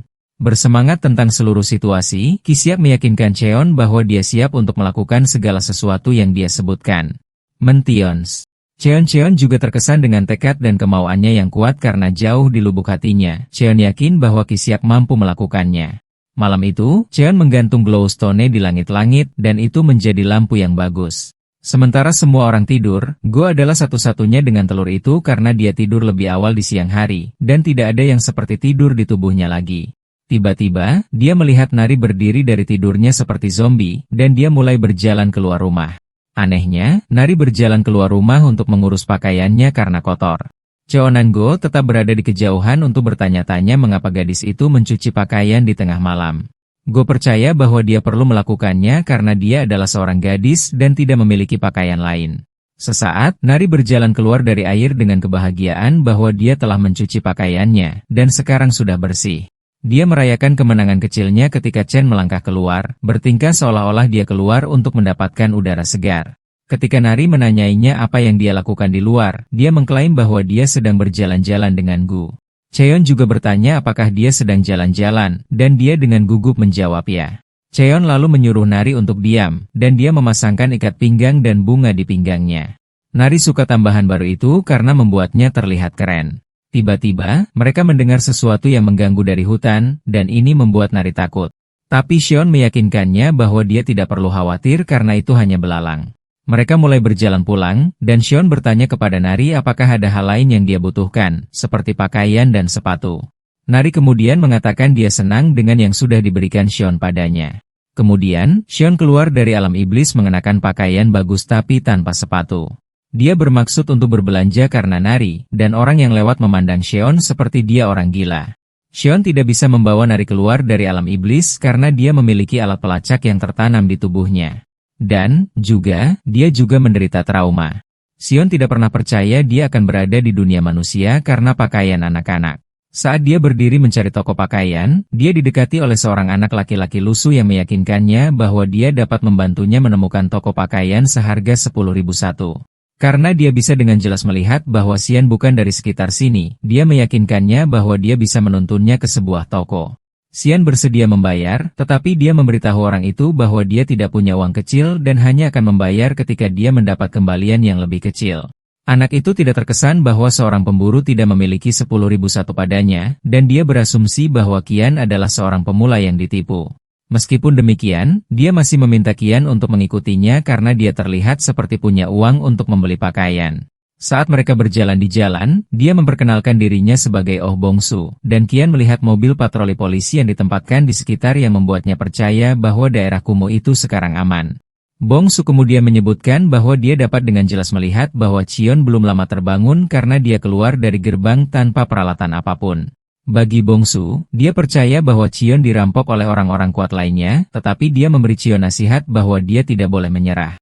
Cheon berpikir anak itu bijaksana untuk usianya, tetapi dia berpendapat bahwa dia bukan anak-anak karena dia berusia 17 tahun. Tiba-tiba, mereka melihat beberapa preman di depan, dan Bongsu menyuruh Cheon untuk menghindari distrik itu dengan segala cara karena itu adalah daerah kumuh paling berbahaya di luar sana. Rupanya, geng luar angkasa pernah berada di distrik 11, tetapi mereka telah memperluas wilayah mereka ke distrik 13. Bongsu mengatakan polisi bahkan tidak pergi ke sana lagi, dan saat inilah Bongsu mengungkapkan bahwa mereka sebenarnya berdiri di distrik 12. Ini membuat Cheon khawatir saat dia bertanya-tanya apakah panti asuhan tempat dia tinggal di distrik 13 masih ada di sana. Sementara itu, di dalam toko pakaian anak-anak, pemiliknya sudah menyesali keputusannya untuk membuka toko anak-anak di dalam daerah kumuh, dan dia berpikir untuk beralih bisnis ketika Che memasuki toko. Setelah interaksi lucu antara Bongsu dan pemilik toko Park, dia mengatakan kepadanya bahwa Cheon ada di sana untuk membeli beberapa pakaian.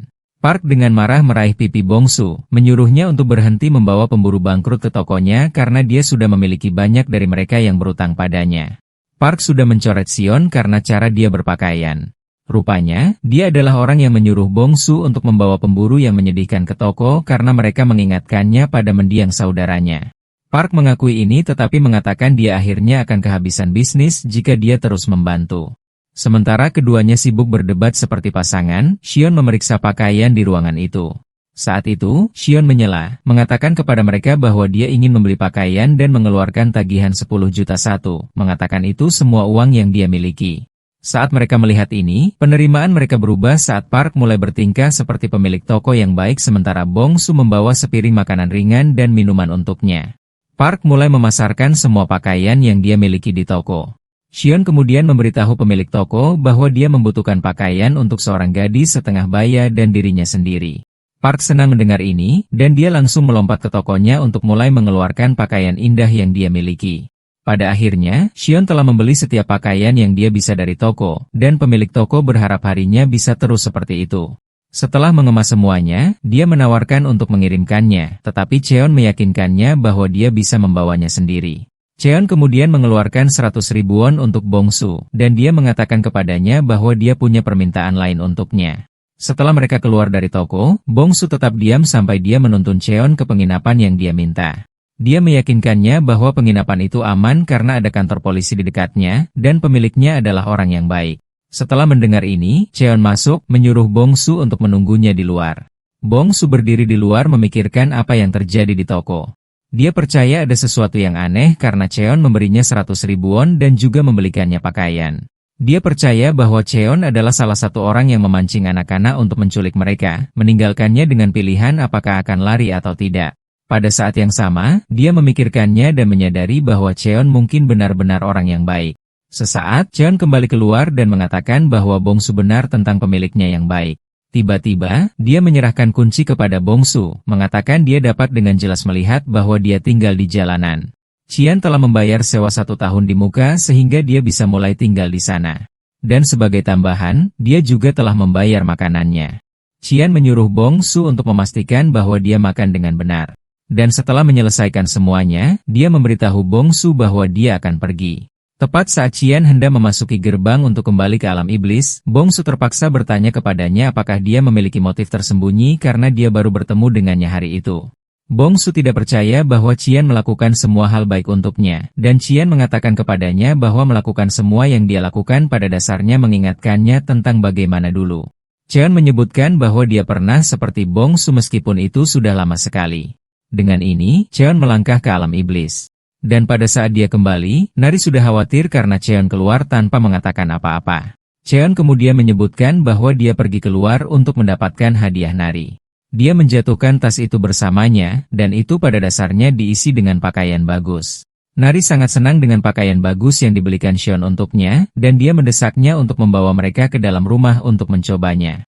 Dalam wahyu cepat, itu adalah pakaian yang dipinjam Cheon untuk pergi ke dunia manusia, dan dia bahkan tidak mendapatkan apapun untuknya ketika kembali. Kemudian, Cheon duduk untuk melipat pakaian sementara Nari mencoba beberapa. Cheon senang bahwa Nari senang dengan pakaian yang dia belikan untuknya, dan dia juga terlihat imut saat memakainya. Setelah mencoba beberapa, dia akhirnya memilih yang terbaik, yang merupakan yang dengan gambar anak ayam di tengah, dan dia mengklaim itu terlihat seperti Gu. Gu tidak percaya bahwa dia dibandingkan dengan gambar ayam kusam di atas kain. Qian kemudian menawarkan kesempatan padanya untuk mencoba melipat sisa pakaian sendiri, dan dia dengan senang hati menerimanya.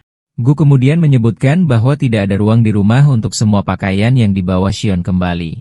Cheon mengatakan dia sudah memikirkan ini, dan solusinya adalah mereka akan memperluas rumah sehingga dia bisa membuat walk-in closet dan kemudian memasang lemari built-in. Gu khawatir mereka perlu mulai menebang pohon untuk ini, tetapi Cheon mengatakan kepadanya bahwa dia memiliki orang yang sempurna yang akan membantu mereka. Saat itu, dia memanggil Kisyuk, mengatakan kepadanya bahwa dia memiliki pelatihan khusus lainnya untuknya. Kisyuk bersemangat untuk dipanggil, dan dia memberitahu Cheon bahwa dia telah membersihkan pakaian pelatihannya. Dan dengan ini, dia berbicara tentang pakaian Cheon yang compang-camping. Kisyak menyebutkan bahwa itu direndam dalam racun, dan karena dia tidak tahu, dia hampir mati hanya dengan menyentuhnya. Kisyak percaya bahwa Cheon sengaja meninggalkan racun di pakaian itu untuk melatih dirinya menjadi lebih kuat. Tanpa sepengetahuan Kisyok, Cheon terlalu malas untuk mencucinya, dan tiba-tiba, dia memberitahu Kisyok bahwa dia bebas untuk memakainya. Cheon memainkan kartu yang sempurna dengan mengatakan kepada Kisyok bahwa itu akan menjadi seragam pelatihan yang sempurna. Dia menyuruhnya untuk memakainya dan menebang beberapa kayu. Gu, sang penghasut, masuk, mengatakan dia akan menjadi orang yang bahkan memilih kayu untuknya.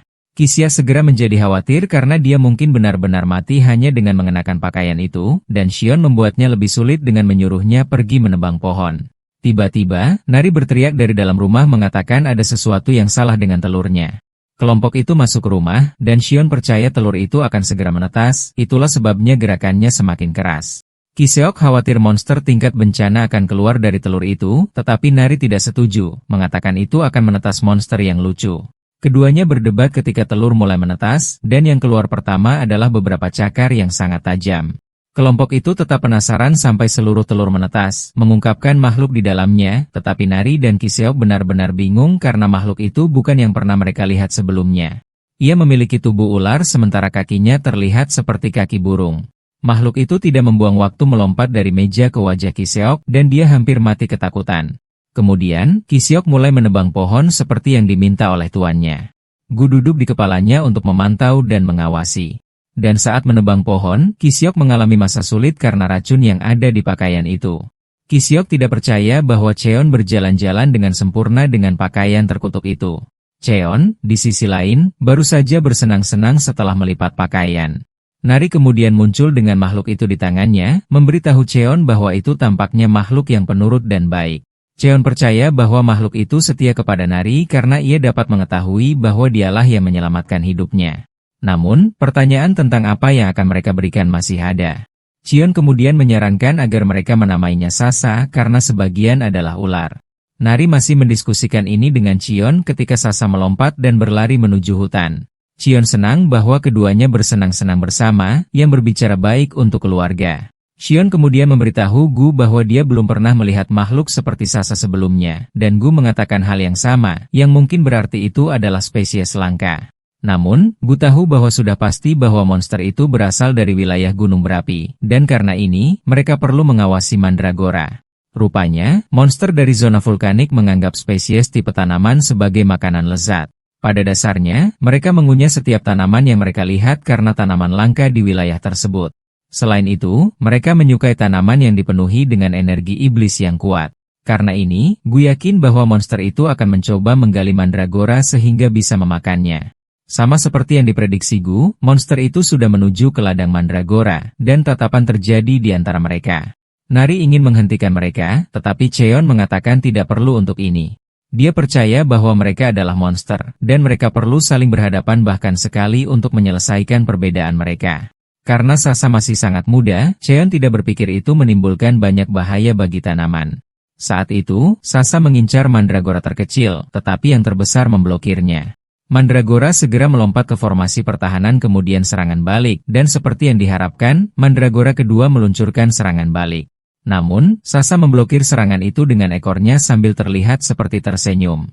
Namun, yang ketiga sudah menggunakan kesempatan untuk mendekati Sasa. Pada akhirnya, Mandragora memukuli Sasa, dan mulai menangis. Sasa akhirnya melarikan diri, dan Cheon menyebutkan bahwa Mandragora adalah pemenang putaran pertama pertarungan. Karena pertunjukan sudah selesai, Cheon menyarankan agar mereka kembali ke apa yang mereka lakukan. 2 hari kemudian, Kiseok menyelesaikan perpanjangan rumah, dan Kiseok dengan senang hati membuang pakaian itu dengan air mata sukacita mengalir di pipinya. Dia bertanya-tanya apakah dia melakukannya dengan baik, tetapi Cheon muncul, memujinya karena bahkan melakukannya lebih baik dari yang diharapkan. Nari juga terkesan karena rumah itu berbau seperti bunga, dan ini berkat Gu memilih kayu aromatik untuk bangunan. Cheon yakin bahwa semua pakaian yang disimpan di sana juga akan berbau harum. Ketika Kisuke mengetahui bahwa Cheon telah memberi monster baru itu nama, yaitu Sasa, ia mengusulkan yang seharusnya lebih baik. Cheon menyuruhnya untuk mengungkapkan nama yang diusulkannya, dan dia akhirnya memilih anak ayam ular, yang merupakan nama paling bodoh yang dapat dipikirkan manusia. Nari menyarankan namanya sendiri, tetapi ternyata sampah juga. Gu ingin bergabung dengan percakapan, dan Cheon memutuskan untuk menanyakan nama aslinya karena dia mengklaim dia pernah memilikinya sebelumnya. Gu kemudian mengungkapkan bahwa nama aslinya adalah Rocky Mountain Hoof yang pada dasarnya mengekspresikan identitasnya. Cheon menghela nafas kecewa karena dia tinggal dengan sekelompok otak yang membosankan. Karena tidak ada orang lain yang dapat menemukan nama yang lebih baik, kelompok itu hanya menggunakan Sasa. Karena mereka sudah selesai dengan perpanjangan rumah, Gu bertanya kepada Cheon apa rencana mereka selanjutnya. Cheon kemudian mengungkapkan apa yang dia pikirkan ketika dia berada di dunia manusia. Dia menyarankan agar mereka membangun pagar yang kokoh di sekitar rumah untuk menghentikan monster masuk bahkan ketika dia tidak ada. Kiseok menatap rumah itu dan ragu apakah ada orang atau monster dalam akal sehat mereka yang akan mencoba mendekati rumah yang menakutkan itu. Kion kemudian mengatakan monster kelas S atau pemburu jahat mungkin muncul. Karena mereka ingin menjauhkan orang, Gu mengatakan itu harus dibuat dari bahan dengan energi iblis yang padat. Dan untuk mendapatkan ini, mereka harus pergi ke daerah pantai. Rupanya, ada kuarsa kekuningan di sana yang bahkan lebih keras daripada Blackstone. Kian sudah membayangkan betapa indahnya pagar itu jika mereka memasang glowstone di atasnya juga. Sementara Nari dan Gu bersemangat bahwa mereka akan pergi ke daerah pantai, Kiseok mengalami mimpi buruk tentang hal itu. Kisya ketakutan setengah mati, tetapi saat itu, dia mimisan, yang berarti dia harus kembali ke dunia manusia. Kisya tidak bisa lebih bahagia karena itu terjadi pada waktu yang tepat. Kisya segera memberitahu Cheon bahwa dia perlu pergi untuk mendapatkan obat-obatan untuk energi iblis, dan Cheon setuju. Dia menyuruhnya untuk mengurus Mandragora kalau mereka kembali terlambat. Kisya kemudian memberitahu Cheon untuk berhati-hati terhadap wilayah pesisir karena itu adalah tempat yang berbahaya bagi pemburu peringkat dan di bawahnya. Pada dasarnya, wilayah tersebut diperintah oleh dua monster tingkat bencana. Ini adalah pertama kalinya Kian akan mendengar ini, dan Kisyuk menjelaskan bahwa laporan mengatakan bahwa mereka adalah pemburu Chimera yang melarikan diri dari lab sejak lama. Rupanya, mereka memiliki kepala burung, tetapi tubuh mereka mempertahankan bentuk manusia mereka. Sementara itu, beberapa pemburu praktis melawan monster kelas bencana tersebut. Mereka mendaratkan pukulan pelacakan langsung, menyebabkan monster berbalik ke arah yang berlawanan. Mereka percaya itu melarikan diri dan menyarankan agar mereka mengejarnya. Namun, salah satu dari mereka mengatakan mereka harus menunggu sampai monster mencapai tempat perlindungan mereka sebelum mengeluarkan mereka. Para pemburu terkejut bahwa bahkan setelah 60 tahun, monster itu belum mati. Mereka percaya bahwa Chimera telah sepenuhnya berubah menjadi monster, dan para pemburu tidak siap untuk membiarkan monster menodai pencapaian besar yang datang dengan penciptaan pemburu Chimera. Tiba-tiba, mereka memperhatikan bahwa monster itu bahkan tidak melarikan diri tetapi membidik langsung ke arah mereka. Pemimpin tim memerintahkan anak buahnya untuk memasang penghalang terhadap serangan yang masuk. Namun, penghalang mereka tidak banyak melawan monster karena menghancurkannya hanya dengan satu pukulan. Saat inilah akhirnya mulai menyadari bahwa mereka telah salah menilai kekuatan monster itu. Monster itu datang kepada mereka lagi dan akan menghabisi mereka ketika Nari muncul di tempat kejadian untuk meninju monster itu sambil menyuruhnya untuk memilih orang-orang seukuran dirinya. Monster itu mengetahui bahwa Nari adalah Chimera, dan dia melompat mundur untuk menilai kembali situasinya. Nari kemudian memberitahu Cheon bahwa monster itu menggertak para pemburu, tetapi Cheon berpikir itu sebenarnya cara yang salah. Saat itu, para pemburu mendapat angin bahwa Chimera mekanik ada di sekitar mereka. Saat inilah Cheon menyadari bahwa Nari masih memiliki perangkat pelacak yang tertanam di dalam dirinya. Selain itu, Cheon tampaknya mengenal pria berkepala burung itu. Cheon kemudian berteriak padanya, mengingatkannya bahwa mereka teman sekamar, tetapi dia sepertinya tidak ingat nomor tagnya. Saat Cheon berdiskusi dengan kepala burung, para pemburu menyarankan agar mereka mundur dan kembali ke dunia manusia. Namun, mereka berencana untuk kembali lebih kuat. Dan saat Cheon mendengar ini, dia tahu bahwa mereka akan merepotkan. Tanpa ragu, dia menyarankan agar dia dan kepala burung mengurus situasi tersebut. Ternyata burung itu benar-benar teman sekamarnya, nomor 33. Nomor 33 juga mengenali aroma yang berasal dari Cheon, dan dia dapat mengetahui bahwa dia adalah nomor 17. 66 tahun lalu, di hutan dekat laboratorium TDA, nomor 33 terlihat menggendong seorang gadis kecil di punggungnya saat mereka mencoba melarikan diri dari lab. Rupanya, gadis kecil itu bernama Gia saat itu, dan nomor 33 berjuang untuk membawa mereka berdua ke tempat yang aman. Saat mereka berlari melalui hutan, mereka tiba-tiba bertemu dengan Cheon kecil yang memberitahu nomor 33 bahwa dia mendengar tentang efek sampingnya dan fakta bahwa mereka semakin memburuk.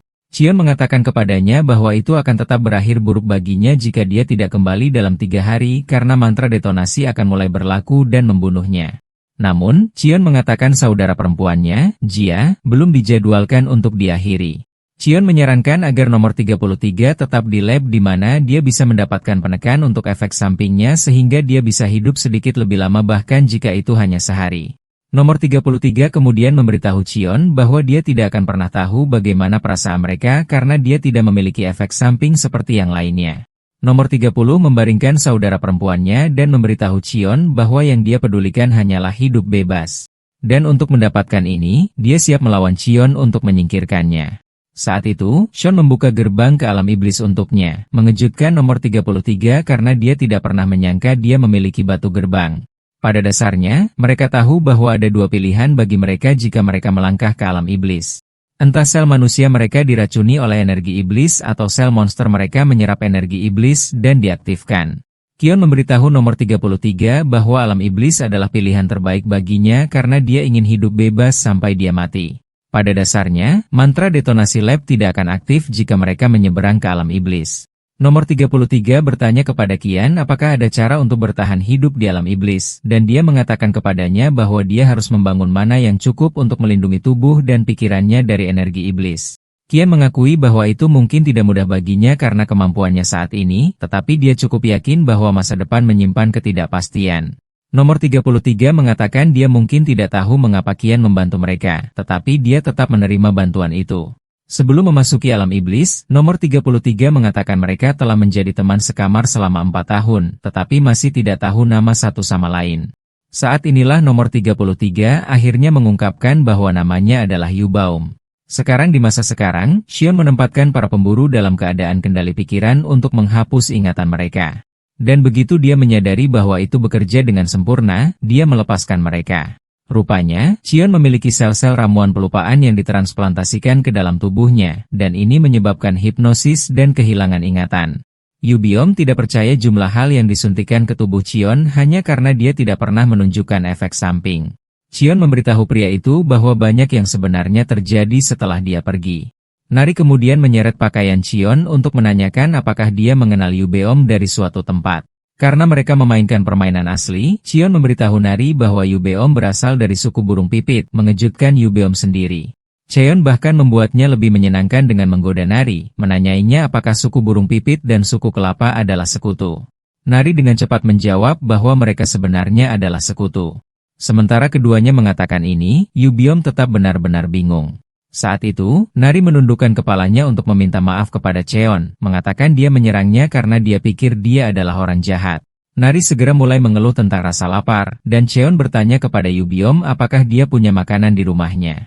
Yu Biom masih bingung dengan semua yang terjadi di hadapannya karena dia tidak ingin mempercayai fakta bahwa Cheon sedang membesarkan seorang putri. Sesaat kemudian, Yu Biom membawa rombongan ke rumahnya, yang dibangun seperti sarang burung sungguhan. Xion memuji Yu Biom, mengatakan kepadanya bahwa dia benar-benar membangun rumahnya dengan sangat baik. Yu Biom kemudian mengeluarkan sepiring kerang panggang yang dia buat, yang bahkan dia tambahkan labu iblis. Hanya dengan melihatnya saja, sudah terlihat lezat. Dan saat Go dan Nari mencicipinya, mereka mendapati diri mereka berada di surga makanan. Bahkan Cheon mengakui bahwa makanannya benar-benar enak, bahkan lumut merah yang ditambahkan Yu Biom ke dalamnya. Yu Biom bangga dengan masakannya saat dia menyebutkan bahwa lumut merah adalah bumbu serbaguna. Yu Biom hendak menyuruh mereka makan perlahan ketika dia mendengar Nari berteriak minta lagi. Yu Biom hampir pingsan karena serangan jantung karena dia kehabisan bahan. Karena Nari sangat menikmati makanan itu, dia menawarkan untuk pergi menangkap beberapa kerang sehingga Yu Biom bisa membuat hidangan itu lagi. Yu Biom kemudian menyebutkan bahwa mungkin agak berbahaya baginya untuk menangkap kerang, tetapi Nari melarikan diri, berjanji untuk menangkap sebanyak yang dia bisa karena dia ingin makan sepuasnya. Sementara anak-anak pergi, para tetua dibiarkan untuk membahas akibat dari kepergiannya. Yu Biom terkesan ketika dia mendengar bahwa Cheon benar-benar hidup kembali berkat sel keabadian di dalam dirinya. Yu Biom kemudian bertanya kepada Cheon apakah dia berencana untuk kembali ke laboratorium. Cheon mengakui bahwa terkadang dia benar-benar merasakannya, tetapi dia pikir dia sudah memiliki kehidupan yang baik, jadi dia tidak perlu terburu-buru. Cheon kemudian bertanya kepada Yu Beom apakah dia berencana untuk membalas dendam juga. Yu Beom kemudian menyebutkan bahwa mantra di tubuh Cheon mungkin telah menghilang setelah dia hidup kembali, tetapi hal yang sama tidak dapat dikatakan untuk mereka. Adapun mereka masih memiliki mantra detonasi di tubuh mereka. Yu Beom cukup yakin bahwa mereka akan meledak saat mereka kembali ke dunia manusia. Cheon memperhatikan bahwa Yu Biom dapat mengendalikan sayapnya, tetapi dia bertanya kepadanya tentang kepalanya dan apakah itu pernah kembali normal. Yu Biom kemudian menyebutkan bahwa dia sebenarnya dapat mengubahnya kembali, tetapi dia sengaja mempertahankannya seperti itu. Rupanya, wajah saudara perempuannya telah berubah, dan jika dia terlihat normal, saudara perempuannya pasti akan merasa tidak enak. Saat itu, Cheon mengajukan pertanyaan yang sulit kepada Yu Biom, yaitu apakah dia tahu bahwa dia hanya memiliki waktu sebulan lagi untuk hidup. Yu Biom tidak terkejut dengan ini karena dia juga sudah tahu. Yu Biom mengakui bahwa itu sulit ketika dia pertama kali tiba di alam iblis, dan dia harus mengumpulkan mana hanya untuk bertahan hidup. Belakangan, dia merasa bahwa mana dan energi iblisnya berada pada tingkat yang sama, dan karena ini, Yu Biom merasa damai untuk waktu yang lama. Namun, sesuatu yang mengerikan terjadi belum lama ini. Lubang mana dia menjadi kusut dan energi iblisnya mulai merajalela. Yubio mengatakan dia mencoba memaksanya terbuka, tetapi ini merusak lubang mananya sendiri dalam prosesnya. Yubio mengatakan dia telah mengelolanya, tetapi dia telah tidur karena dia lebih suka makan buah-buahan dengan racun tidur. Cheon mengetahui bahwa dia dengan sengaja menempatkan dirinya dalam keadaan koma untuk memperlambat energi iblis yang menghancurkan sistemnya. Saat itu, Cheon menyadari bahwa ada ramuan yang dapat dibuat dengan mandragora untuk menyembuhkan lubang mana. Cheon mengetahui bahwa Yubiom tidak tahu ini, itulah sebabnya dia belum melakukannya. Sementara itu, Jia mengalami masa sulit di gua tempat dia bersembunyi. Yubiom sangat terkejut ketika dia mengetahui bahwa dia dan Jia dapat hidup. Cheon tidak menyalahkan ketidaktahuan Yubiom karena dia sendiri hanya tahu segalanya karena dia belajar farmakologi di lab sejak usia 15 tahun. Cheon mengatakan kepadanya bahwa yang dia butuhkan hanyalah meminum air suling dari lubang mana yang diinfuskan dengan sisa akar mandragora. Cheon selalu berpikir sisa-sisa itu tidak signifikan, tetapi mereka benar-benar menyerap energi iblis di bawah tanah, kemudian tumbuh menjadi entitas baru, bahkan berlipat ganda menjadi lebih banyak. Pada dasarnya itu adalah sumber vitalitas dengan sendirinya. Karena ini, setiap air suling yang dibuat dari sisa akarnya menunjukkan efek luar biasa dalam regenerasi lubang mana. Cheon tidak pernah menyangka itu akan berguna baginya, tetapi dia bersyukur. Dia sebenarnya membesarkan mandragora. Cheon kemudian memberitahu Yubaom bahwa dia akan pergi mencarikannya. Yubaom terkejut mendengar bahwa Cheon bersedia pergi ke dunia manusia untuk mendapatkan air murni. Cheon menunjukkan fakta jelas bahwa Yubaom tidak bisa pergi karena kutukan padanya, itulah sebabnya dia harus pergi. Namun, dia mendesak Yubaom untuk mengawasi Nari dan Go saat dia pergi. Karena alkemis yang akan membuat air murni akan meminta bayaran, Cheon bertanya kepada Yubaom apakah dia punya uang, tetapi dia mengatakan tidak. Namun, dia memiliki banyak barang lain yang dia kumpulkan dari para pemburu. Cheon mengambil barang-barang itu dan meyakinkan Yubeom bahwa itu akan cukup untuk apa yang dia inginkan. Cheon pergi ke dunia manusia, dan dia bertemu dengan Bongsu untuk memberitahunya bahwa dia membutuhkan seorang alkemis. Untungnya, Bongsu telah menjadi pemandu yang terhormat dan dia memberitahu Cheon tentang cabang alkimia yang dibuka di daerah kumuh. Dia berencana untuk mengantar Cheon ke sana karena itu adalah kesempatan terbaik mereka untuk menemukan apa yang dia butuhkan.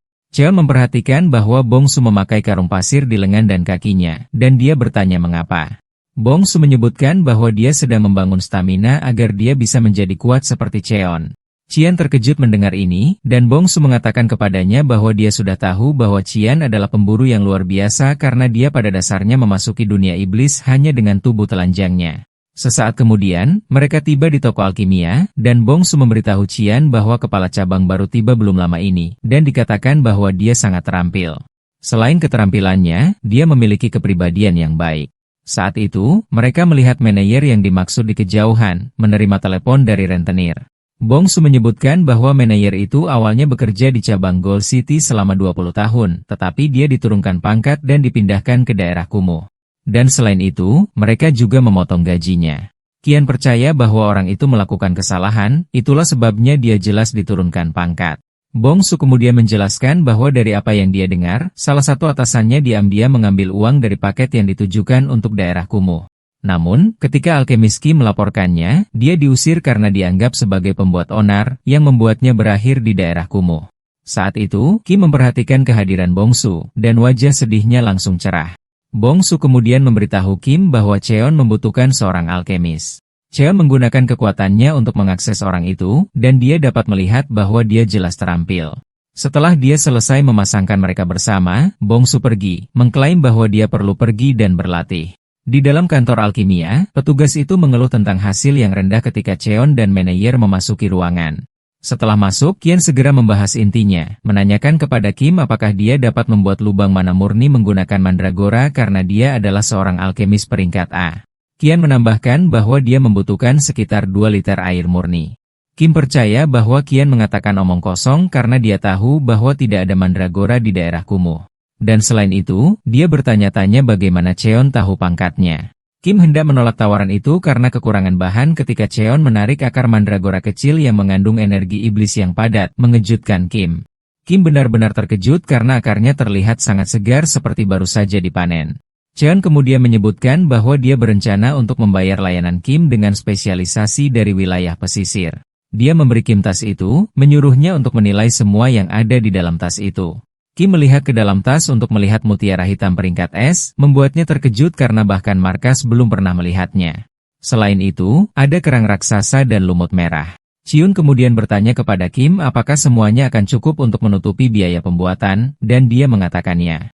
Faktanya, seluruh bahan lebih dari cukup untuk membeli seluruh bangunan. Petugas itu memberitahu Kim bahwa dia perlu mendapatkan peralatan penilaian karena barang-barang bernilai tinggi juga membutuhkan peralatan mahal untuk menilai. Setelah petugas meninggalkan ruangan, Cheon melihat mandragora di dalam tabung, dan dia bertanya kepada Kim tentang hal itu karena dia mengatakan mereka tidak punya. Kim menyebutkan bahwa mandragora yang dia lihat sudah mati selama sekitar 10 tahun, yang pada dasarnya berarti semua efek obatnya hilang. Kim hanya menyimpannya karena minatnya pada penelitian mandragora. Saat itu, Cheon menyebutkan bahwa mandragora itu masih hidup, mengejutkan orang itu. Cheon kemudian memberinya mana, dan yang mengejutkan Kim, mandragora itu bereaksi terhadapnya. Cheon menyebutkan bahwa mandragora itu dalam keadaan koma karena telah menghabiskan energi iblisnya. Kim tidak ingin mempercayai apa yang terjadi karena dia sendiri telah memberi mandragora itu banyak mana. Saat itu, bos jahat Kim, An, memasuki ruangan, dan dia tidak membuang waktu untuk mengejek Kim dan kantor sampahnya. Kim terkejut melihat pria itu di sana, dan dia bertanya kepadanya mengapa dia datang ke daerah kumuh dan kemudian menyebutkan bahwa dia mendapat laporan bahwa sesuatu yang baik baru saja memasuki lab, itulah sebabnya dia datang. Kim terkejut mendengar ini, membuatnya bertanya-tanya apakah asistennya telah menghubungi An, dan kemudian berbicara tentang bawahannya, sepasang anak kembar yang merupakan pengguna kemampuan, dan kemudian beralih ke Cheon untuk memperkenalkan dirinya sebagai An Ji Jeng, Direktur Asosiasi Alkimia.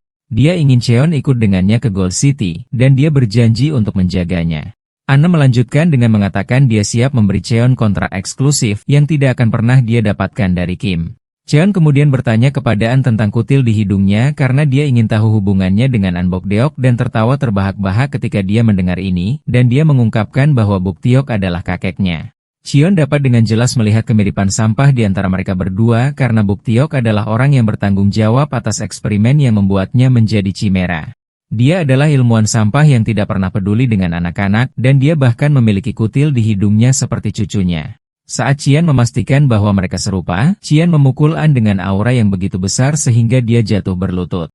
Qian berbicara tentang betapa kecewanya dia bahwa itu seperti kakeknya yang sampah yang merupakan orang yang serakah dan mabuk kekuasaan. Anne benar-benar bingung, dan Qian memutuskan bahwa dia memiliki pertanyaan sederhana, yang akan menentukan apakah dia hidup atau mati.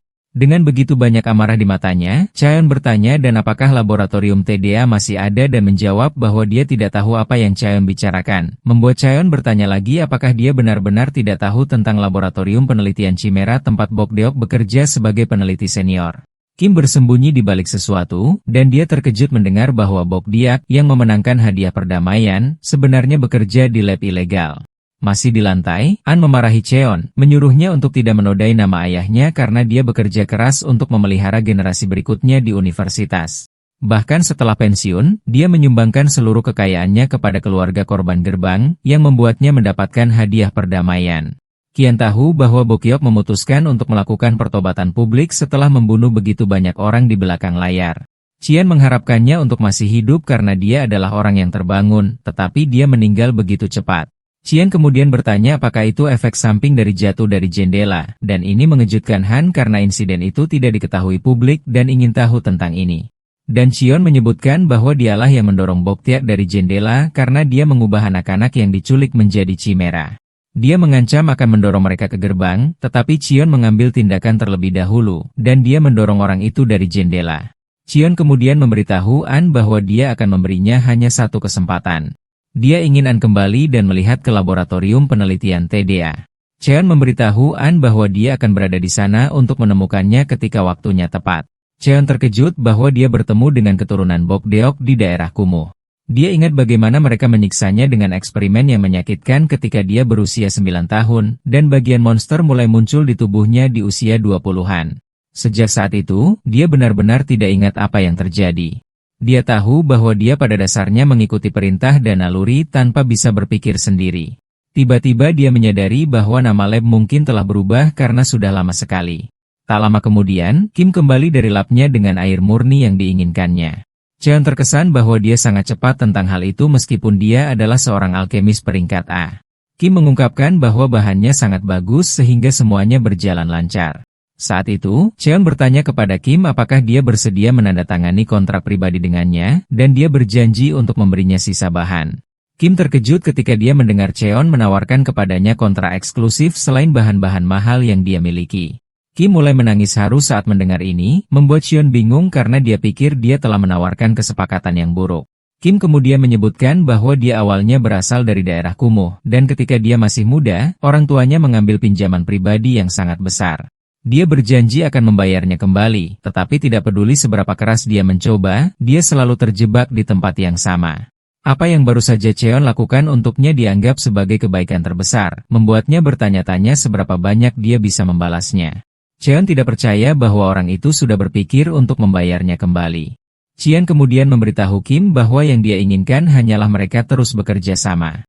Chian tahu bahwa ada hal-hal yang masih dia butuhkan dari Kim di masa depan.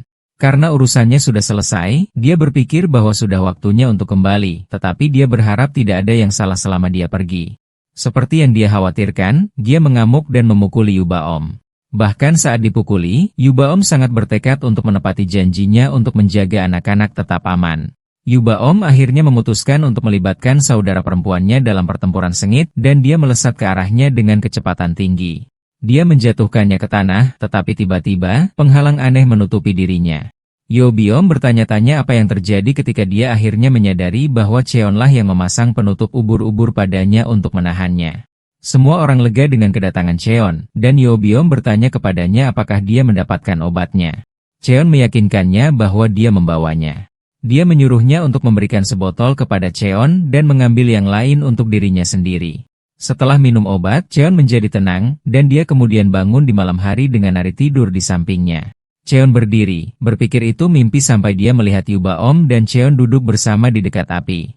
Ketika Cheon berbalik untuk melihat Jia, dia hampir pingsan saat dia berteriak, bertanya kepada Cheon siapa dia. Teriakan Jia membangunkan Jia dari tidurnya, dan dia tidak membuang waktu untuk bertingkah ramah dengannya.